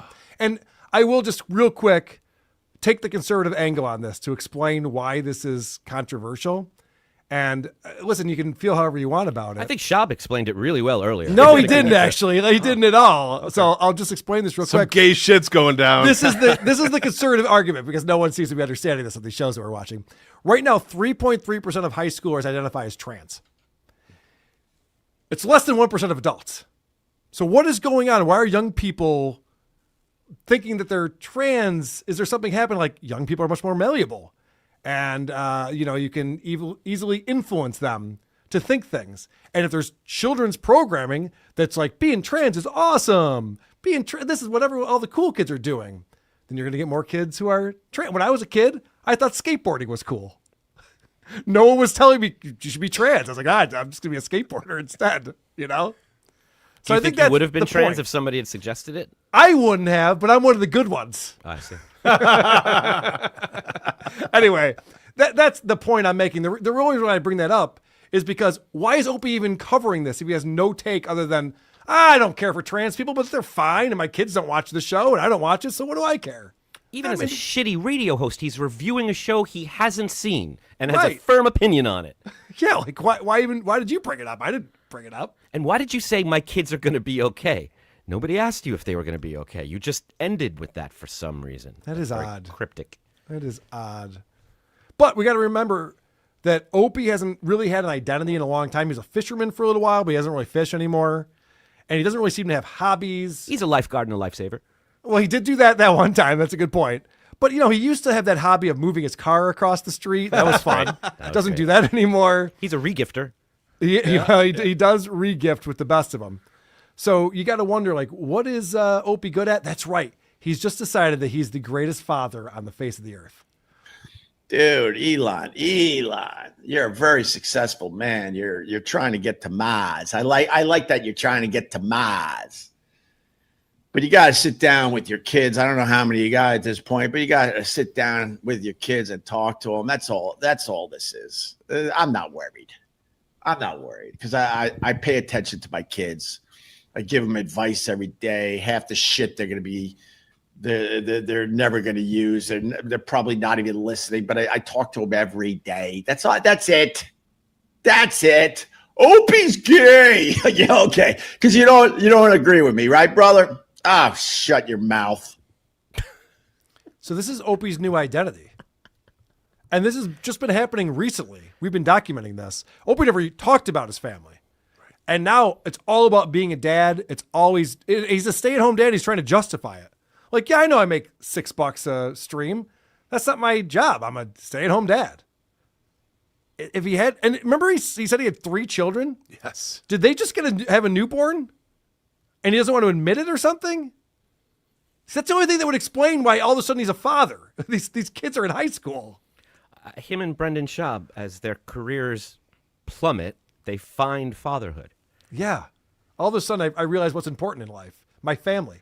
Oh, you just figured that out now? Yeah. When I had nothing left and nothing else around me, I finally turned to them. And he said, I talk to them every day. When you live with your kids, that's not a phrase you use. It's a very odd thing to say. That's a really good point. Yeah. I know my kids pretty well. I talk to them every day. We text every day. I thought you get them up in the morning with soothing poems. Weird. Opie gets a $2 super chat, and we all agree. Hold on, I got $2. I made $2 to do this today. I hope you appreciate it. At least hit the like on the way out, and know this: I love you. When I'm being a dick and obnoxious and loud and doing my silly voices, in the end, I love you. Okay. Oh, sorry. But I just got $2. When will Ron be back? Love the O and R show. Well, Ron does every Tuesdays with me. And then, lately we've been squeezing out another day. He did 3 days this week. So Ron is definitely a big part of this. Good. That's what we like. The Opie and Ron show. O and R. That's what we're tuning in for on this program these days. And I like how he called it Squeezing Out because it's a throwback to his entrance at the top. Oh, right. Yeah, he's still thinking about his poop. Still twirling. He's got to make a poopy this whole episode. And it was a shorter episode than usual. It was like 42 minutes because he did have to make doo-doo. Again, he could have just taken a shit and then started the show. And yep. But fine. There goes the content. Right. Yeah. I mean, he could have talked about the shit that he took, right? Yeah, you're right. That's the part of him I think he thinks is still a shock jock. That's his shocking contribution. Right. All right. So Monday rolls around, and the weekend brought a birthday party. His daughter had a birthday, and so he talks about that to start off his show on Monday morning. Oh, no. I told one of my friends that I was getting my daughter a phone for her birthday, and he goes, how are you giving her the phone? I'm like, we're just gonna wrap it and put it with the oh my God, you can't do that. You can't do that, this person said. I'm like, what do you gotta figure out a presentation. You can't just have the phone wrapped up in a pile of presents. You got to think of a really cool, unusual way to give your daughter a phone. I'm like, what? Like a gender reveal? And the guy goes, exactly, like a gender reveal. I'm like, oh my God. So it was up to me. You know, my wife took my daughter as part of her birthday present shopping in Soho. Very relatable. Yep. Did that conversation happen? Do you think? This is such a Stuttering John thing. So I'm talking to my buddy John at at the the bar. pub. Yep. Yeah, I'm talking to this guy at the bar, and he's asking me like, "Why do you become a lawyer?" I'm like, "Well, to give back." It's like it's always this weird thing. So his buddy tells me you can't just give your daughter a new iPhone. It has to be this crazy presentation. And if I was having that conversation with a buddy, I'd be like, "Yeah, I'll probably just wrap it or hand it to her." How about mind your own fucking business? Yeah, I'm like, also like that just shows like how much we worship phones now. That's like, wow, it's your first iPhone. Ooh, it's like a bat mitzvah or something. You're like, all right. Well, she's an adult now. She has an iPhone. Like, fucking calm down, everyone. I'm calling bullshit. Yeah. Plus, if 10-year-olds have phones, why don't these teenagers already have them? That's a weird Why thing. do they need too. alarm clocks? That's a weird thing, too. So this is this big deal in Opie's household. His daughter's getting her first iPhone. And so he, as that conversation you had with his buddy showed you, he decided that he needed to have a special way to gift this iPhone to his daughter. I got the idea how to present the phone. I go, help me. So what we did, because all the balloons were already blown up, I was like, let's do surgery on one of the fancy balloons. What do you mean? I got a straight edge razor that I keep in my wallet just in case. Let me pull that out. And I sliced the balloon just a little bit, and you might say, oh, didn't the balloon pop? Hell. I got to be honest, I missed that when I was clipping this. I have a straight edge razor in my wallet just in case. In case she talks back. Okay, well, that's a possibility. Is that the murder weapon? I mean, he seems to have a lot of experience and skill with it, and he loves talking about it. But seriously, is this like going back to like when he's unleashed in New York City? Is that why he's got a blade in his pocket? He's got a box cutter ready to go. Hey, man, I don't want any trouble. Not only is he making all of this up, but this person doesn't exist. He called them one of my friends. I was talking to one of my friends, a phrase we would never say. And then he started referring to them as, so I tell this person, right, and then this person, but it's my wife and my daughter.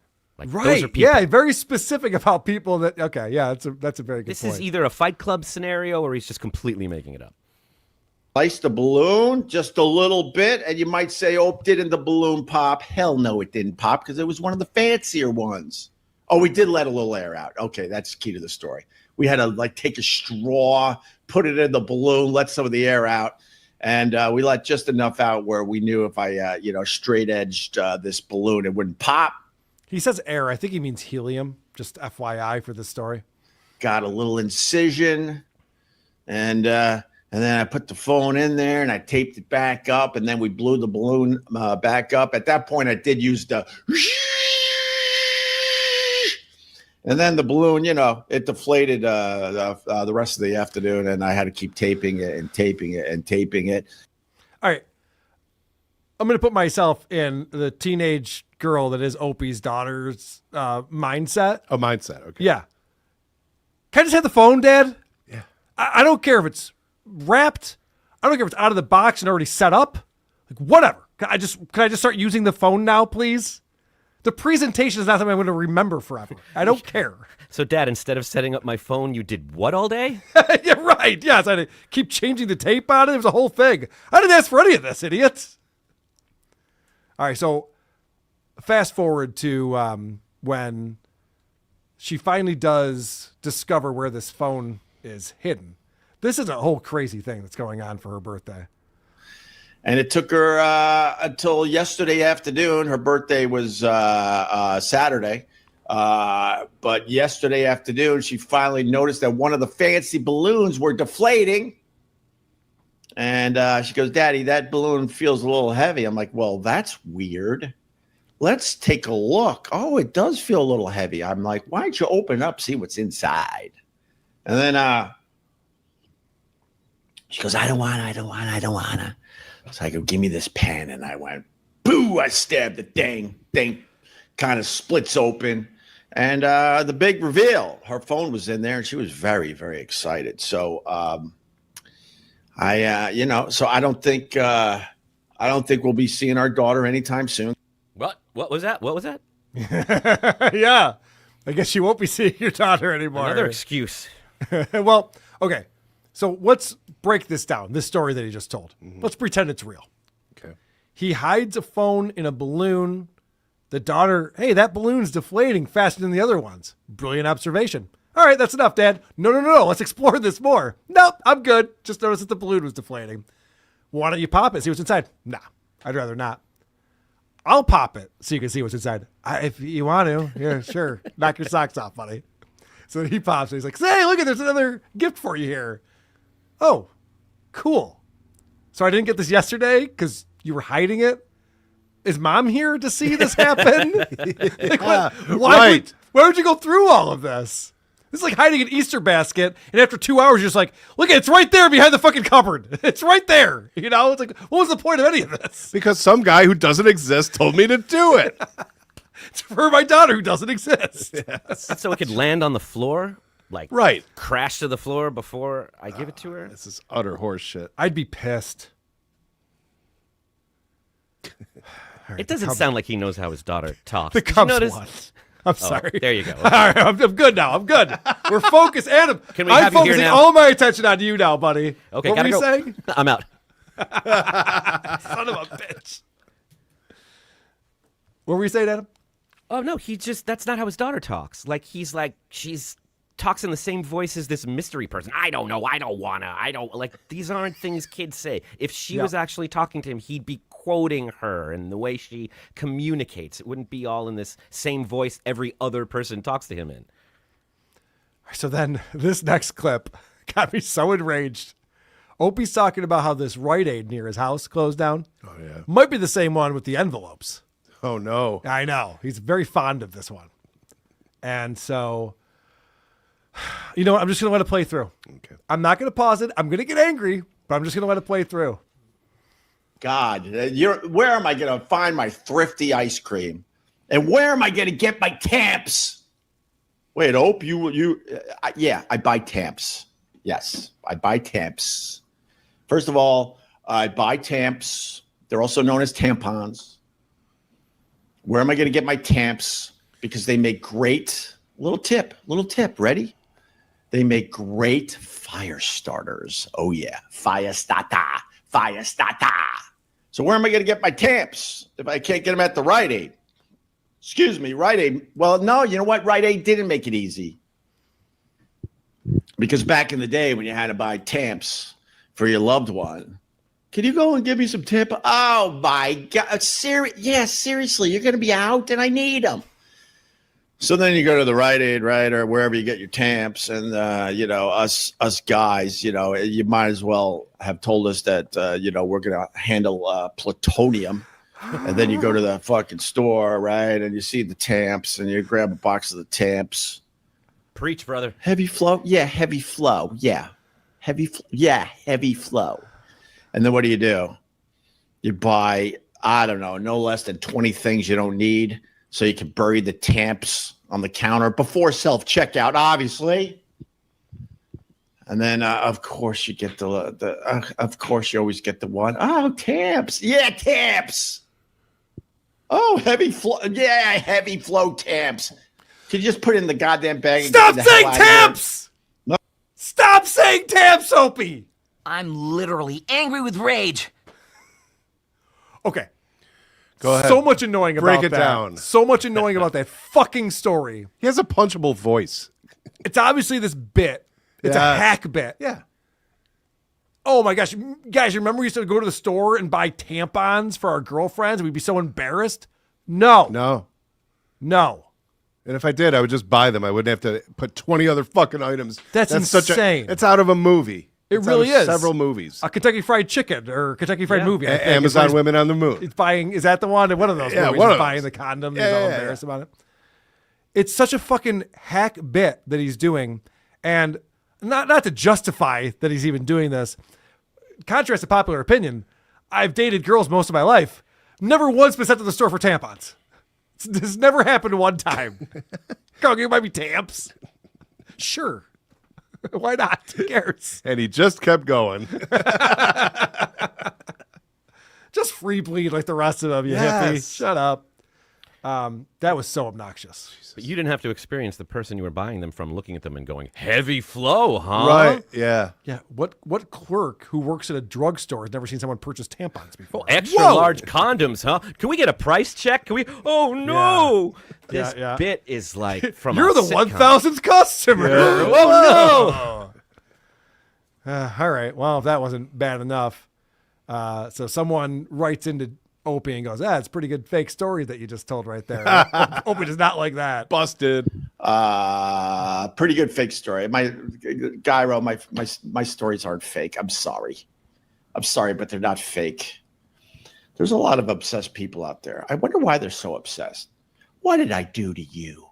What did I do to you that you're so obsessed with me? You're doing it right now. Isn't this pretty face? We can't see your face, Opie. Yeah. It's a nice sunrise.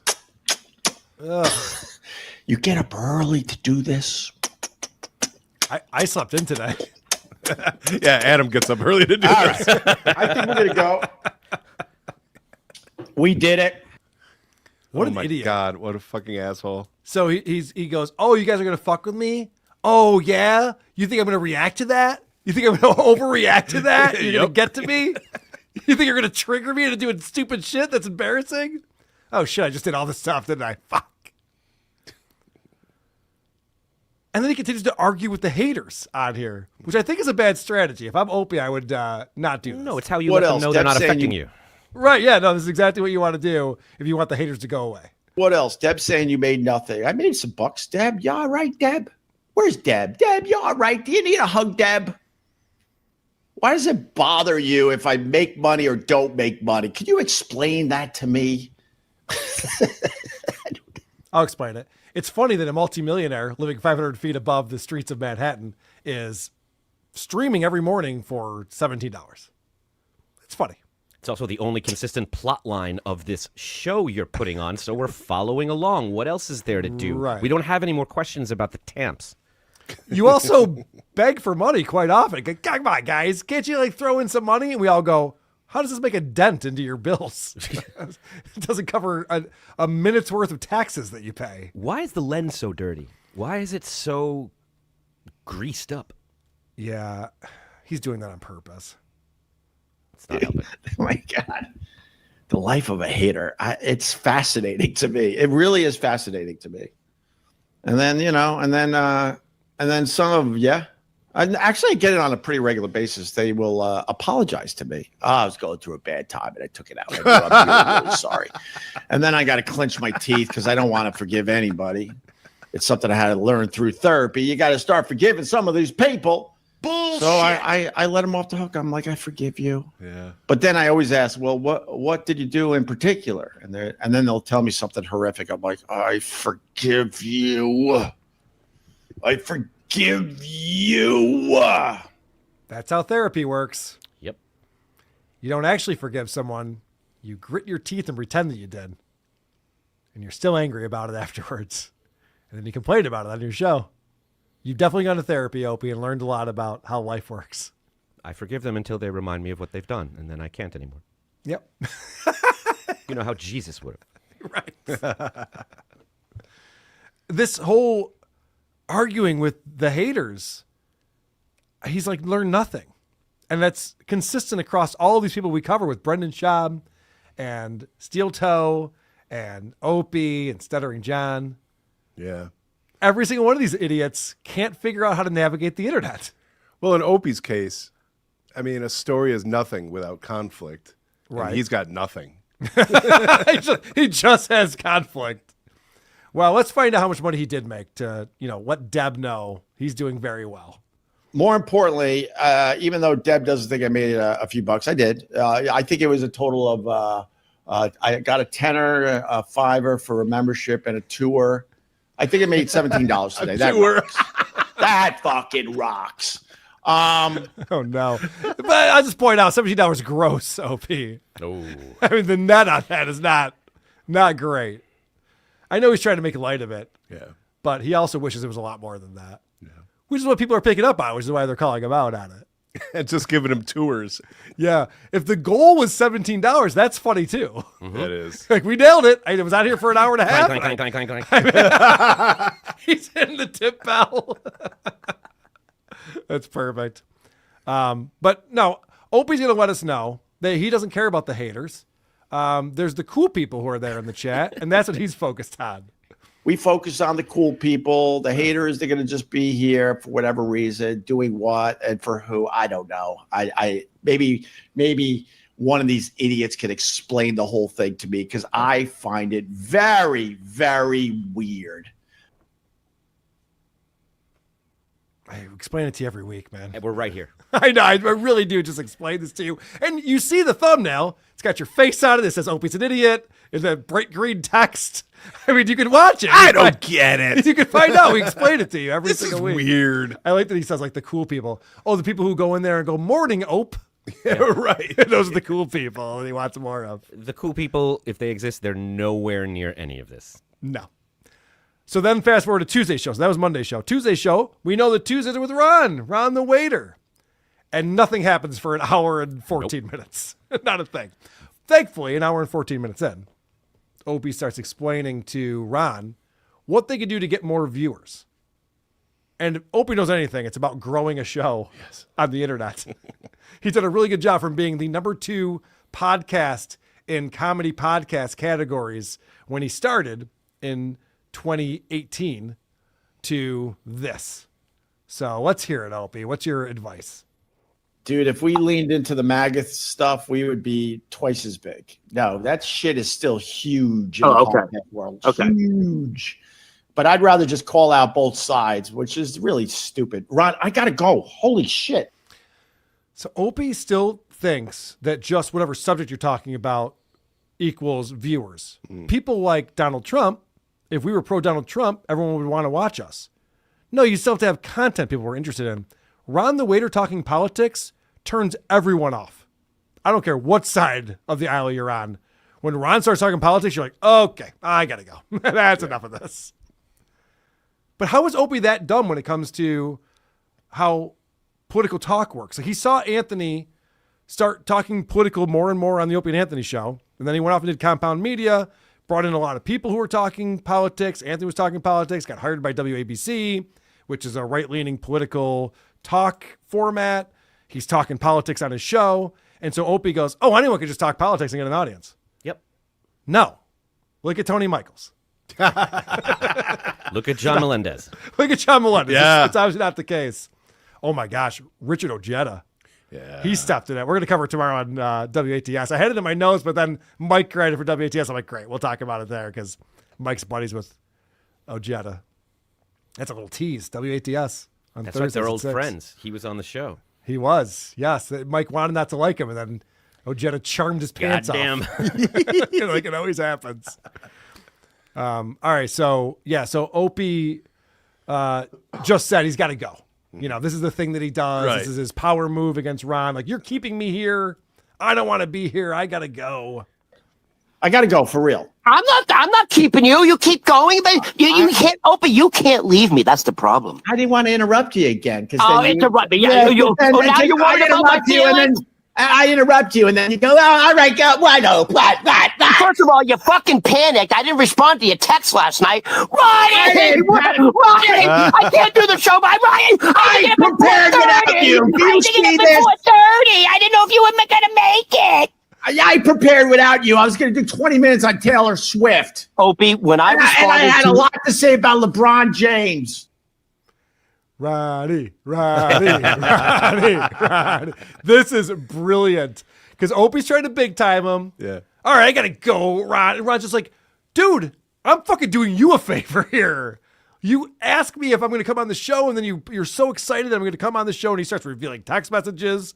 He turned to Keanu right now, but I'm here for it. Ronnie gets stronger with every appearance. He does, which is great. And so he really let him have it there. And this goes on where Ron's like, hey, Opie, you think you don't need me on your show? Read the text. Dude, when I responded to you this morning, you literally went, hallelujah, I've been saved. Jesus, you went fucking Ronnie, you beautiful, glorious bastard. Why don't you read the text? Am I fucking lying? I was trying to pump you up, you bitch. Yeah. I was. I said, Rod, you motherfucker, you're awake, you beautiful human being. That's it. I was just You know trying to what pump you Opie up, was Rod. saying was, I can just sit back and relax. No, Ron, and I didn't can relax. just let You're a Ron lot take the of driver's work. seat. You're a lot of work, Ron. Look, You have no idea. I had 10 minutes on LeBron James. I had a story about a man in Chile.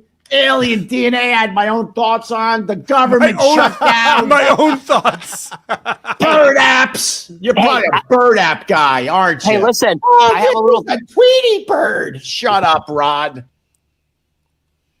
So Opie got called out, rightfully so. So he has to explain, I was going to do 20 minutes on Taylor Swift, 10 minutes on LeBron James. Adam, you're watching this more than I am lately. Have you ever seen Opie do 20 minutes on anything? No, he also did cover these topics in this episode, and it was boring as shit, and he ran out of things to say. He's got nothing.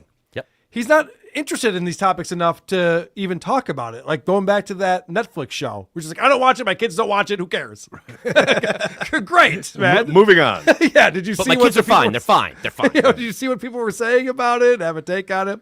That was very revealing when he goes, and this other thing, I was going to have my own thoughts about it. Yeah. That should be the case all the time. And then he had to show Ron what the bit was going to be about the bird app. He was like, I was going to say you use those, and you were going to say I like birds, and I was going to say shut up, Ron. Yeah, that was going to be great. This shows you that everything in Opie's life is his fault, right? This is the example we need. Because when given complete control of a show where everything is his decision, he finds himself in a situation where he is having to prove his worth to a co-host that's doing all the heavy lifting. Like, this is by design. This was the same shit you were complaining about with Anthony and with Jim. And now you're doing it again with Ron the waiter. Maybe the problem isn't everyone you've ever worked with, Opie. Maybe it's you. Opie, are you listening? Are you taking notes over there, This buddy? is the invite onto your show. You said you need someone to explain all this weirdness to you. Yes. I'm happy to do it. This is it. Yeah.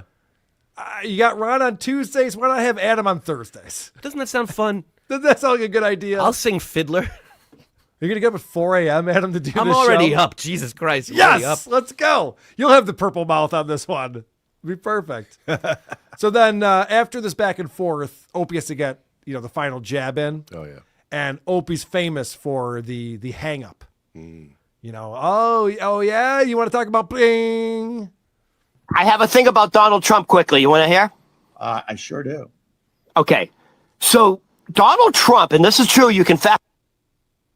And that's how he ends the stream. Joke's on Ron. Yeah, wow. You sure showed him. Mm-hmm. Good stuff, Opie. I have a note that came in on our Patreon that I do want to address. And actually, Dr. Steve sent me a note this morning about this very same thing. But Vexatious Litigant said this in. He said, Opie isn't buying views. All right. Now listen to this. He's simply gaming YouTube, and the key is his switch to vertical video. Now, I did recognize that when Opie started doing his vertical video streams, it did coincide with all of a sudden the numbers started going up. So I was interested in this, and I was wondering what the trick was. He says YouTube is trying to compete with TikTok with their YouTube Shorts. And part of that is promoting vertical video streamers in YouTube Shorts feed. So live streamers are now showing up in the YouTube vertical video shorts, just like TikTok has live streamers. Basically, anyone who scrolls past his live stream is counted as a view, whether they actually watch or keep scrolling. And that's interesting because ever since I started doing Who Are These Socials, we went, oh, TikTok numbers are bullshit. Every single person has millions of views on all of their videos. How is that possible? So all of it's just based on the fact that people are just flipping through this shit, not even paying attention. And that's why Opie's like, wow, we had 20,000 views already today. And there's 20 people watching and 7 comments. Oh, okay. That makes sense. He also said something about this. He mentioned, like, they're not staying, they're just flipping through, but I'll take it. Right. So he goes on to say, so yes, the numbers are fake, but they're probably not being bought. They're just hapless shorts users scrolling past another dog shit live stream. And what I thought was interesting about that is that Opie had a chance to explain himself. Yes. The most recent episode we did with Opie, where he goes, I'm not buying viewers. People are saying I'm buying viewers. I figured out a way to get viewers. Like, now would be the time. Elaborate. Yeah. Like, what do you got there? And he wouldn't explain it. So he's embarrassed. He likes to brag about the 37,000 views. Wow, he likes to brag about it. Right. He'll talk to Ronnie about, I keep calling him Ronnie. Right, he talks to Ron the waiter about how many views they have, but he doesn't explain what he did to do that because he knows that it's bullshit.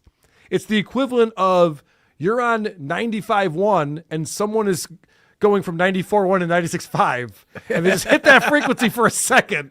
They're like, we got listeners.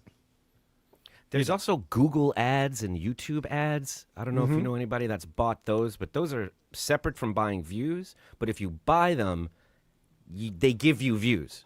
Like if you take out an ad for your video, views will show up randomly on your page with comments that don't match that number. So there's things like that he's probably doing, none of which means more people are watching the show. Because he could easily just become MAGA, and then all the viewers would just flock to him.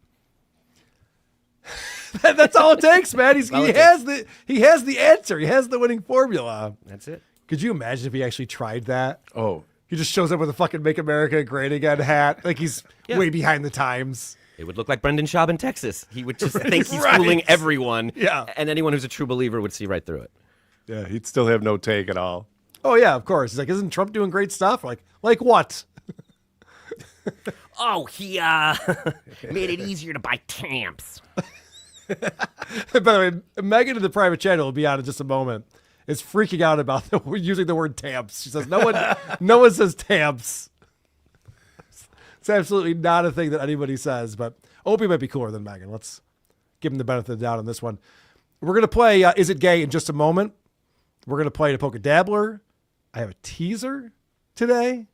We got reviews and voicemails. All of that's coming up in just a moment. First, supertip.gg/WATP to support and participate in the show like Hackle Burrow.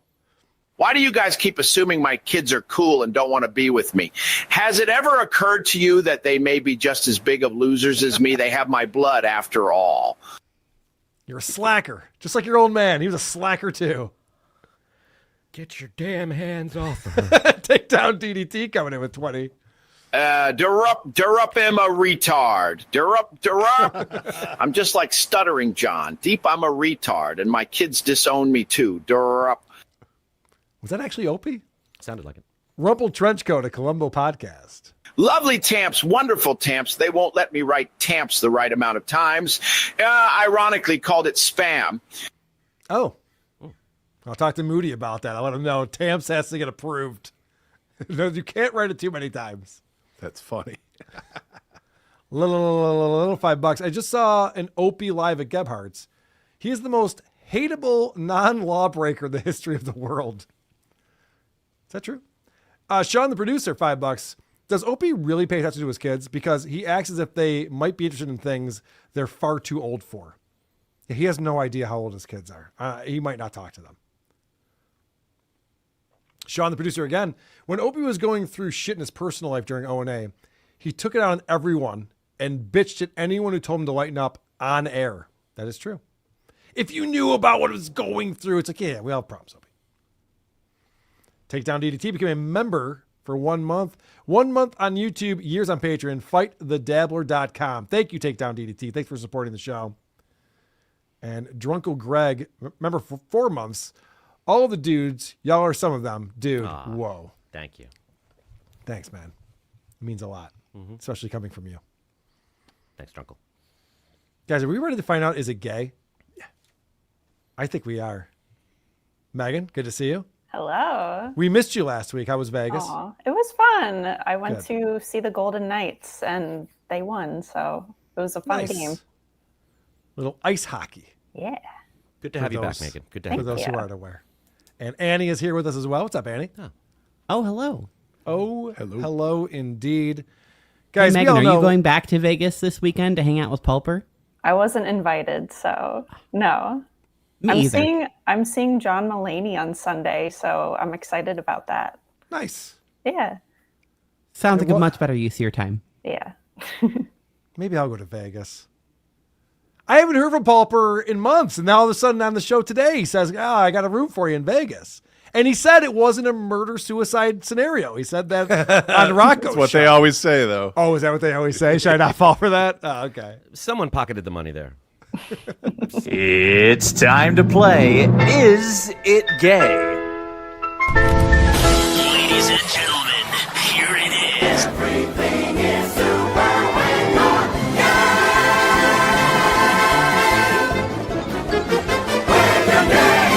This sounds incredibly fucking gay. I think we got a new "Is It Gay" jingle in. Remind me next week.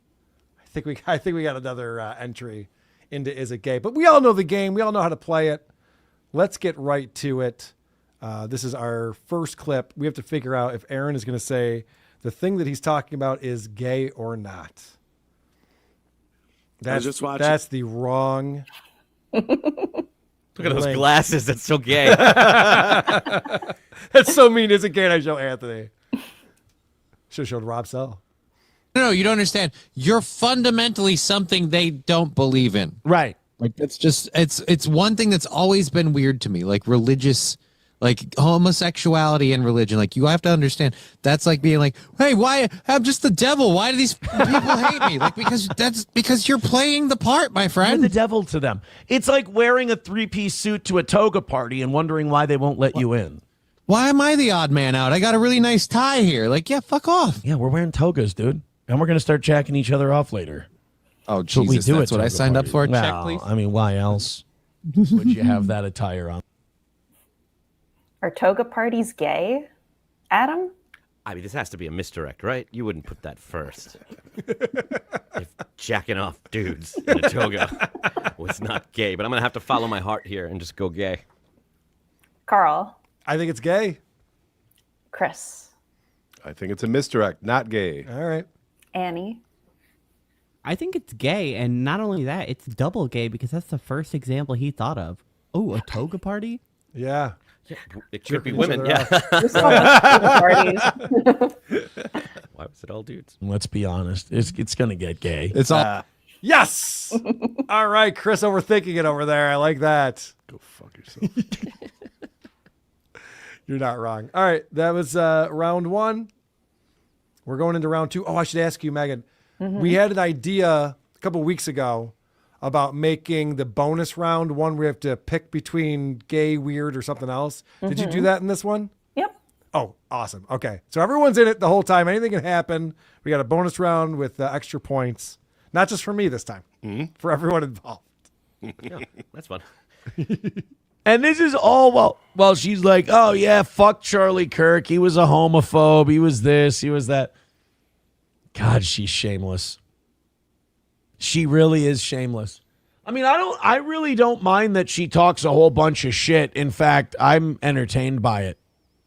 But the fact that she talks a whole bunch of shit and then wants people to feel bad for her, and then less than 2 weeks after a guy was killed by a crazy lefty who got radicalized online and hated Charlie Kirk, the fact that she's going to less than 2 weeks later try to spin it into I'm the victim here. Is it gay to call yourself the victim after someone you disagree with gets us? Chris? Not gay. Annie? Not gay. Carl. He's talking about Charlie Kirk's widow, right? I think so. Yeah, okay. I'm going to say not gay. Adam. I'm going to say not gay, but it's hard to believe somebody wearing that shirt. We were all thinking it. I think this was like his third wardrobe change in this. Gay. Yeah. He's wearing the New Mexico shirt. All right, so what did you got? Did you I'm put in going with your not gay. Not gay. All right. That's wild. That's wild. All right. Nice. Very I gotta make good. the game harder. All right, let's slow down, Megan. I like winning. I don't mind it being a little bit easy for us. All right, round 3. You know, Minnesota is a good state. We've got our problems. We've got higher taxes. We got a lot of liberal politicians. But you know what? You stay away from Minneapolis, St. Paul, and maybe parts of Duluth, and the state's pretty goddamn nice. I don't, and people have been telling me, Aaron, open your eyes. Aaron, you're being a bitch. Aaron, you're being a piece of shit. I think I have to yield. I mean, it's every day. And now Walz wants a third term as governor. It's getting closer to my doorstep. I mean, St. Cloud, I had to tweet about it yesterday, which Is tweeting about local and state politics gay? Carl. Yes, I think it is. Annie. If I know anything about Minnesota, if it's coming out of there, it's definitely gay. Adam. I'm going gay. Chris. Gonna try and steal a point, not gay. All right, let's go. is a stupid thing to do. I mean, tweeting is gay, but yes, I heard stupid. I was like, shit. And then, yes, he redeemed himself. Tweeting is gay. That is true. All right. What's the score right now, Chris? What do we got? You three are tied with 3, and I'm not doing quite as well. Oh, we're all perfect. All right. Round 4. Let's go. that Ilhan Omar minus the hijab could be kind of cute. That's not any kind of statement on her politics or anything like that. I just think she might be. Root says she's fucking hot. Yeah, I know AOC's hot. I think Ilhan Omar could be cute. Is that about it for Democrats? The black chick isn't too bad. Jesus Christ. Jasmine Crockett, she's not bad either. She's got like that Candace Owens thing going on when she straightens her hair. This is the biggest racist. All right, I'm sorry. Wow. Megan, you're running the show. Keep going. This was my favorite one I did. It's great. Is it gay to find these Democratic congresswomen hot? Oh, Adam? Well, when they do things to make themselves more white, I like it better. Yeah, right. Put on a blonde wig, Toots. I don't like all that weird, strange shit. It's un-American.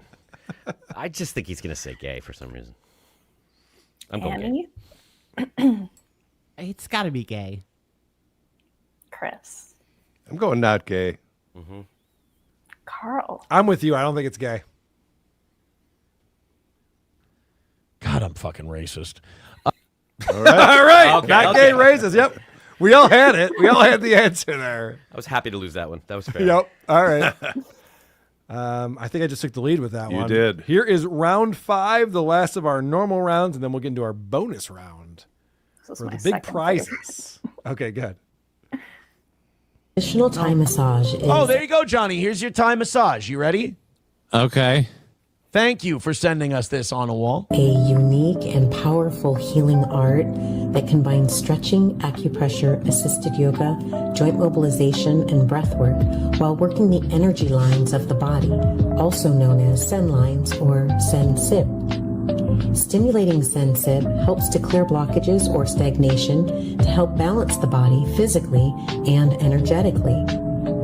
This style of massage is performed on a floor mat with the client wearing loose, comfortable.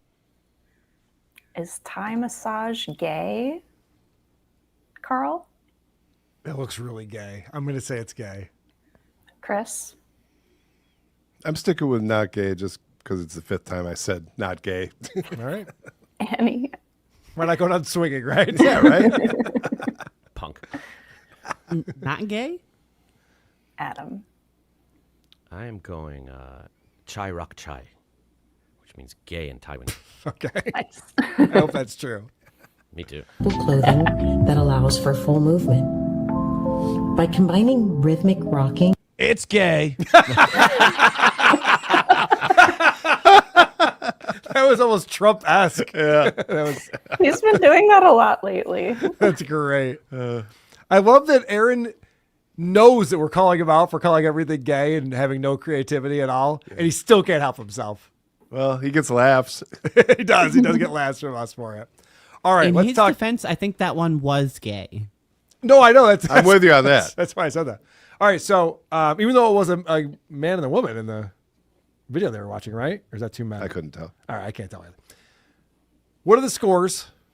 You're leading with 5. Oh, I'm Adam's got perfect so 4. far. Okay. Annie with 3, and I have less. Okay, so you're out of it, but it's 3 points for the bonus round. And the bonus round's more difficult because what are our choices? I'm going to play the clip. Should I play the clip first, then you tell us what the choices are? Mm-hmm. Okay. This is my first time doing this, guys. You nervous? Bear with me, all right? I'm trying to audition to be a game show host, as you know. We have another, the original title of today's show was Minnesota is a cesspool or Minnesota's falling apart or whatever, something we could all agree on. By the way, day 3 of collared shirts only on the toe. Polos are going to be as trashy as it gets from now on. I'm inspired by Nick Fuentes. All right. Is Aaron going to say that his wardrobe inspiration is gay, fancy, or loud? Wow. Okay. Annie?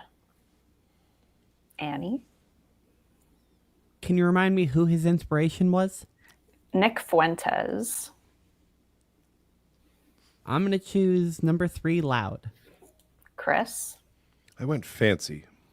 Carl? I thought fancy as well. I'm going to go just because he did that misdirect of like, these are shitty polo shirts. So I think it's fancy. Adam? Yeah, he really was festive in that one. So I'm going to go with fancy. All right. Wow, no one's taking gay on this one.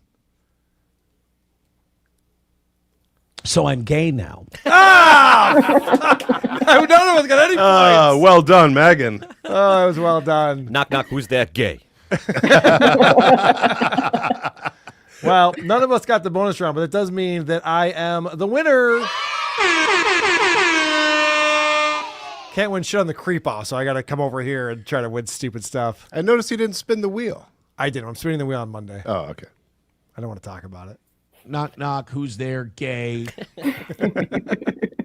Still one of the greatest drops of all time. All right, we're going to poke a dabbler in just a moment. But first, Rumpled Trenchcoat's coming in on superchip.gg/WATP. I do talk to my kids. I just have to go through a Ouija board. Well played. That's hilarious. And Takedown DDT with $50 dollarinos coming in. The dollary dues, I apologize. I forgot the correct terminology. Don't get to catch WTP live much, but it was my gateway drug to the Dabbleverse after your first appearance on Ant's show. This is the second person today, or maybe the same person again. Congrats on your success. Oh, and in my honest opinion, Stuttering John is a filthy, dirty deadbeat who abuses everyone in his life. Hi, Adam and Chris. Hey. Hello. Takedown DDT, I'm glad you discovered us through Compound Media. That was definitely a surreal moment in my life. Drunkle Greg gave us $2. Thank you, Drunkle Greg. The Tommy Jordan. This is the latest arrival into the Dabbleverse. Comedian Tommy Jordan. You know Annie is going to win. That woman is that woman's intuition is unbeatable. I will check out Tommy Jordan's wrong this comedy. time. Yeah, I took it this time, but I don't like to brag. Or do I? Sean, the producer, please tell me that someone is timestamping and making drops for every time Adam says, I'm going gay. You don't have to. I'll do it right now. Hold on. I'm going gay. Is wanting to see Megan's puppa gay? Super gay. Annie's may smell. Oh, hello. Hi, Carl. Adam's a smart dork. That's why he gets all the bitches. Accurate. Yep. That's how that works. All right. Let's poke a dabbler. The show is running long. I got to alert the affiliates. Are running along on the show today, but it's worth it. All good segments, all dynamite content. If I do say so myself. All gay. All the time. It's time for everyone's favorite new game show, To Poke a Dabbler. What do you say, Carl? And ladies and gentlemen, and the Adam Bush. Oh, motherfucker. Are you ready to poke a dabbler? Well, criminal activity is shit where you're alleging you're engaging. Well, therein lies the problem. Zero. If he's going to say that my mom hasn't been at the house, then he's fucked, because she has been. What did John say next? Here are your choices. Number 1, that's the only thing he's going to try and figure I figured. B, if he's looking for light at the end of that rainbow, he's wrong. Next, that's the move. He's pretending not to know. I already know that he knows. 4, that's the only thing I can think that he's going to try and think. Then lastly, Shitwayer's not the sharpest guy in the drawer if he thinks that. To poke. God damn it. A dabbler. This game is brilliant. Cardiff is the best. He really is coming up with some great ones here. I'm going to go with 1. That's the only thing he's going to try and figure I figured. That's not right, but I'm going 1. What do you say, Adam Bush? I'm going 4. It's a variation of the same thing. It's that's the only thing I can think that he's to. going to try and think. Yeah. Megan? I'll go with lastly. Okay. Not the sharpest guy in the drawer. I like that. Annie? B. If he's looking for light at the end of the rainbow, he's wrong. I love that. Producer Chris? I also went with 4, and I just want to point out this is the shortest poker dabbler ever. It's appreciated. Thanks, Cardiff. Yes, thank you, Cardiff. If he's going to say that my mom hasn't been at the house, then he's fucked, because she has been. So that's the only thing I can think that he's going to try and think. But whatever he's alleging, he's Nice. fucked. You know, I am not a criminal. Who got that, Chris and Megan? Adam. Oh, Adam got that. Oh. Thanks for believing in me. Good job. And you know, so he's fucked. Marijuana is legal here. So I don't know what he's talking about. So fucking, all I know is that he's fucking committing slander and he's defaming me. So, you know, and he doesn't realize it. And it's fucking against the law everywhere, but it's certainly against the law in the state of Alabama. They're strict when it comes to that. So that's why, I mean, dude, I don't care. I'll pay for an Alabama attorney. It doesn't matter to me. But I'm going to warn him first. And then comes the fucking lawsuit. I don't give a shit. I'm not afraid to sue. Fucking kidding me? I want to be just like Alabama This fucking man. shit where, I would love you'd have to get a lawyer. You can't even afford an attorney. That's all for this time. Come back next time to find out if you are man enough to poke a dabbler. And that's right, Adam Bush is a It's in my nature. Sit, Eugene, sit. Good dog.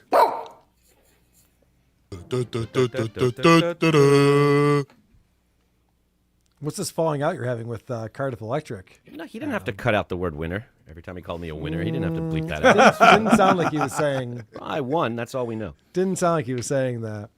What have we done today? We've done it all. We talked about Brendan Schaub and Brendan's kids letting him down. He's not hitting the ball over the fence every time. That's not cool. They loses. We talked about Dana Carvey interviewing Emilio Estevez, even though he couldn't hear him. We talked about Chad Zumach claiming that Adam was watching a show but refused to be in the chat room. We didn't want anyone to know that he was there. Steel Toe with Canteen Fridays coming up as he serves his weekends in jail. Stuttering John had a big falling out over his birthday weekend. His friends don't like him anymore, and he just can't figure out why that is. Anthony Cumia is not worried about a lawsuit. He owns a suit, and he will show up to court without an attorney and just say, "Your Honor," and he'll win. Yeah, just point to John. Like, okay, come on. Stuttering John was on with Opie with Jim Norton. And that was quite compelling. Thanks to Adam for pulling that together. Of course, Ron the waiter is gaining strength every single day. Carl one is a gay. Adam one to poke a dab. Or you know what that means. It's time for everyone's favorite part of the show. The teaser. Next week's teaser. The teaser.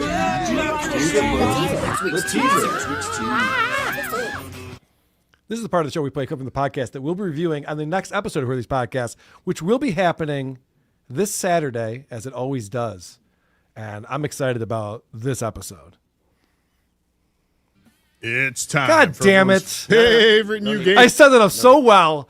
I ran through the whole show list.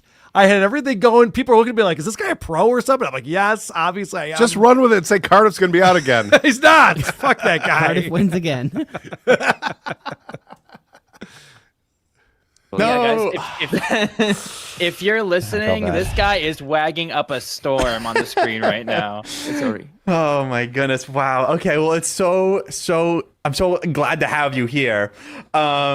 Usually, the first question we asked all of our guests, just straight and simple: who are you? And then, how did you get into the furry fandom? Oh, I like that question. Well, my name is Max Fluffy. I am a Twitch streamer. I do silly little videos. I also post on TikTok, It Instagram. drives me nuts. little Their shorts name of- tags are wiggling. Is that what bothers you about this, Annie? This furry podcast? I'm desensitized to furries. So, yes, that's the part that bothers me. This is a show called Barkcast. This is a suggestion from Kaya. Doug from Who's Writing Kaya will be back on the program this Saturday. Very exciting. It's been a long time since we've had our little Turkish friend Kaya on the show, who's an adult now. I'm not getting excited until he's actually on the show. I know, but he actually picked this episode, so he better not Actually, back I believe out. that part. He is on the show. Yes, I think he's going to be on for that reason alone. So I'm very excited about that. Tune in this week. And, of course, if you're on the YouTube as a member or if you're on our Patreon, you can watch that live on Saturday afternoon. And I don't think the Cubs are playing, so that's good. Finally, a show I can do without being distracted by baseball. Do we have any new reviews? And, of course, people on Spotify are leaving comments under individual episodes.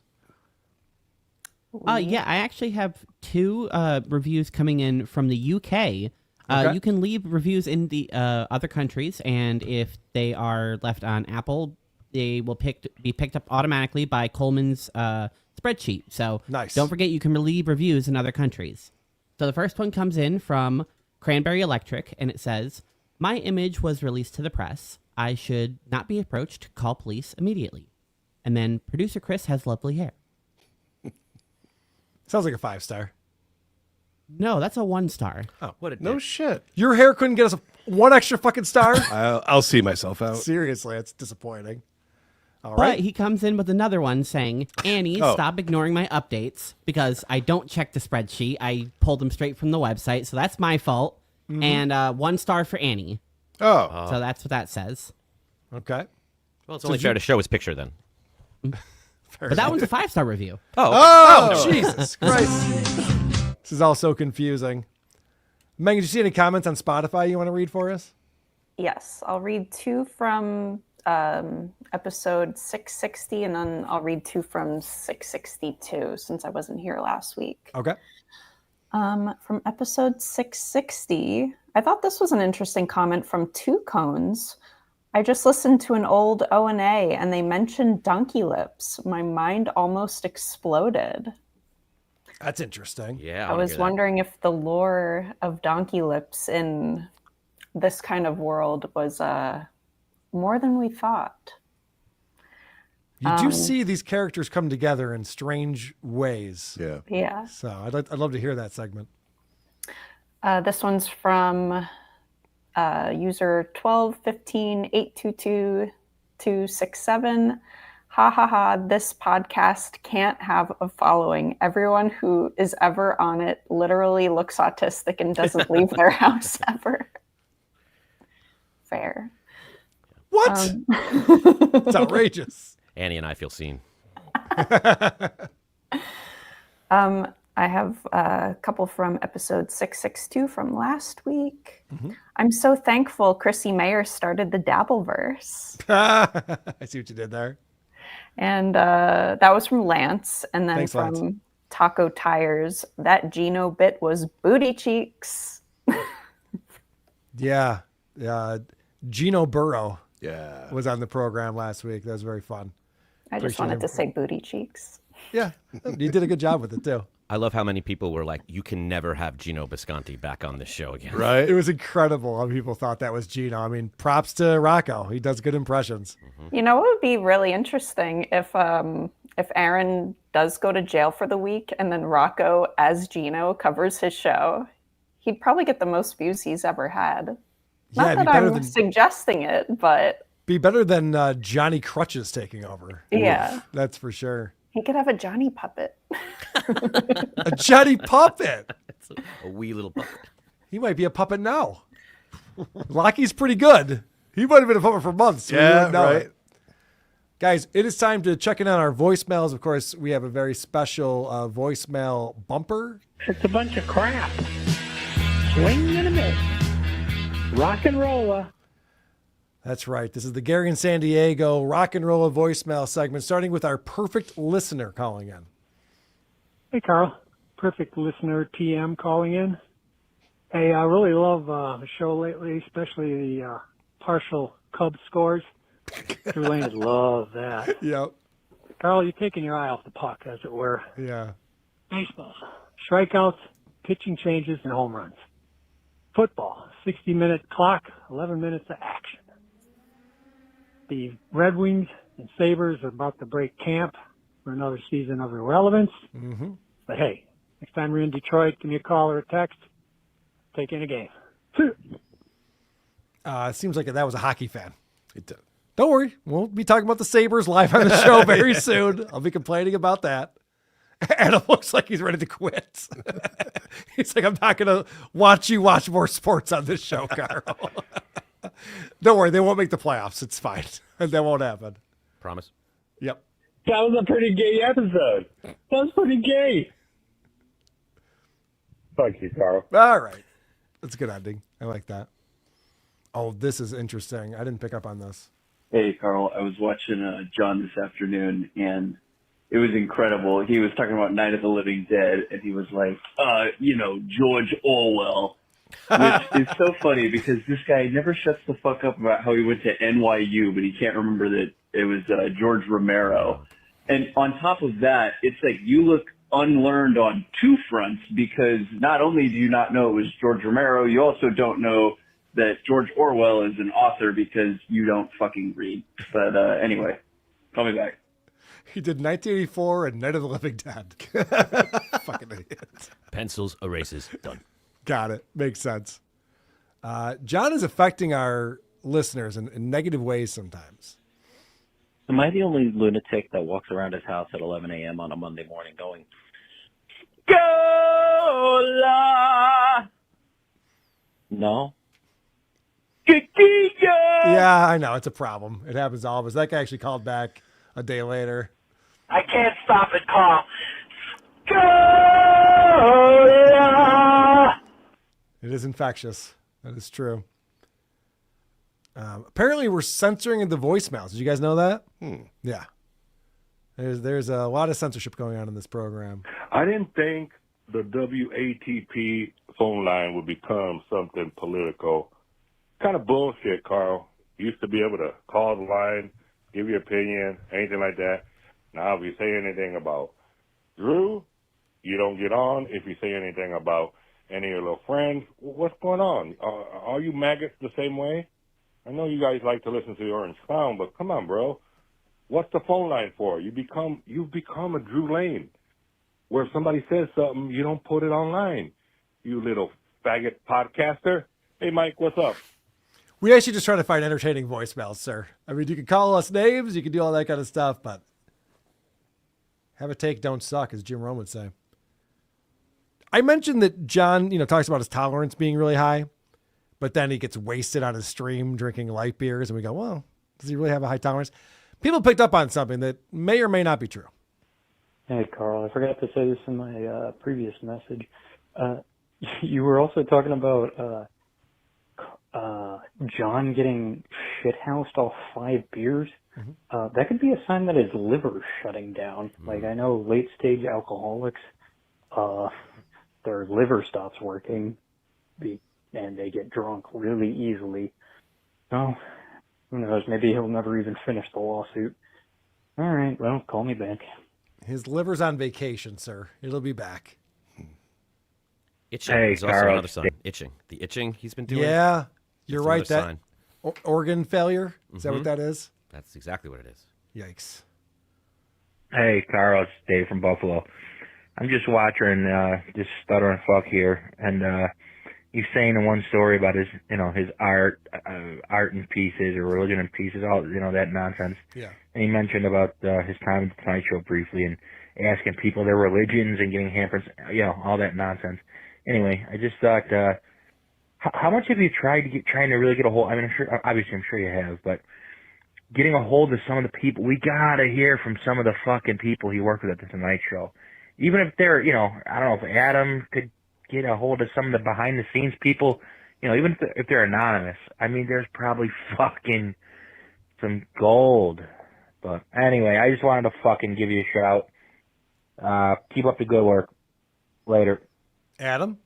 I don't know if the Tonight Show people will, but I'm working on some of his former band members. Ooh, how about that for a teaser right there?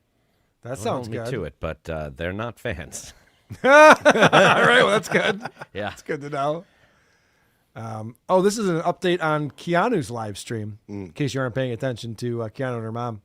Carl Deluxe, when John was melting down on his birthday, you might have missed it. Kiki's show was live, and just to give you a heads up, Micheline got a new hairstyle. It's eggplant is the color. Her stylist suggested it, and she likes it. And then they were going to cover Corey Feldman being thrown off Dancing with the Stars. Micheline did not know who Corey Feldman was. And then Eugene yelled in a little bit about how much he loves the Charger. So, again, I think there was about 48 to 35 people viewing most of the time. It was an exciting show. Hello, darling. All right, thank you, Deluxe. What are they doing over there? Does anyone even know? Guys, thank you so much for hanging with us. This has been a marathon, but we appreciate you being here, especially you, producer Chris. Oh. You didn't expect that, did you? No. It's because I was lying. Oh. Annie, thank you for being here. Where can people find you? They can find me when I move into my new studio at insanity.com, INSANNEITY.com. Are you physically moving? No, I'm moving into that room because Okay, I cool. got a 9x6 office desk. So I needed a room that's not a small hallway. No one told me there was going to be boasting. All right, Annie, calm down over there. Not everyone's doing so well, all right? Jeez. Adam, anything you want to plug, my friend? I want to encourage everyone to listen to Blind Mike's take on Bill Burr, because it was a wonderful episode, and hearing somebody so cathartic to listen to. I don't want to give anything away, but I encourage everyone to give it a listen. He's great. Megan, see you in Vegas this weekend? Oh, yeah.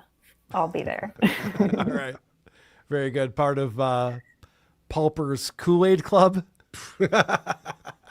We're going down together. We're all be there chugging drinks. Oh, yeah. Just do it. All right, Opie, fine. We'll get on it. All right, let's get the fuck out of here, right? I gotta go. Bye. I gotta go.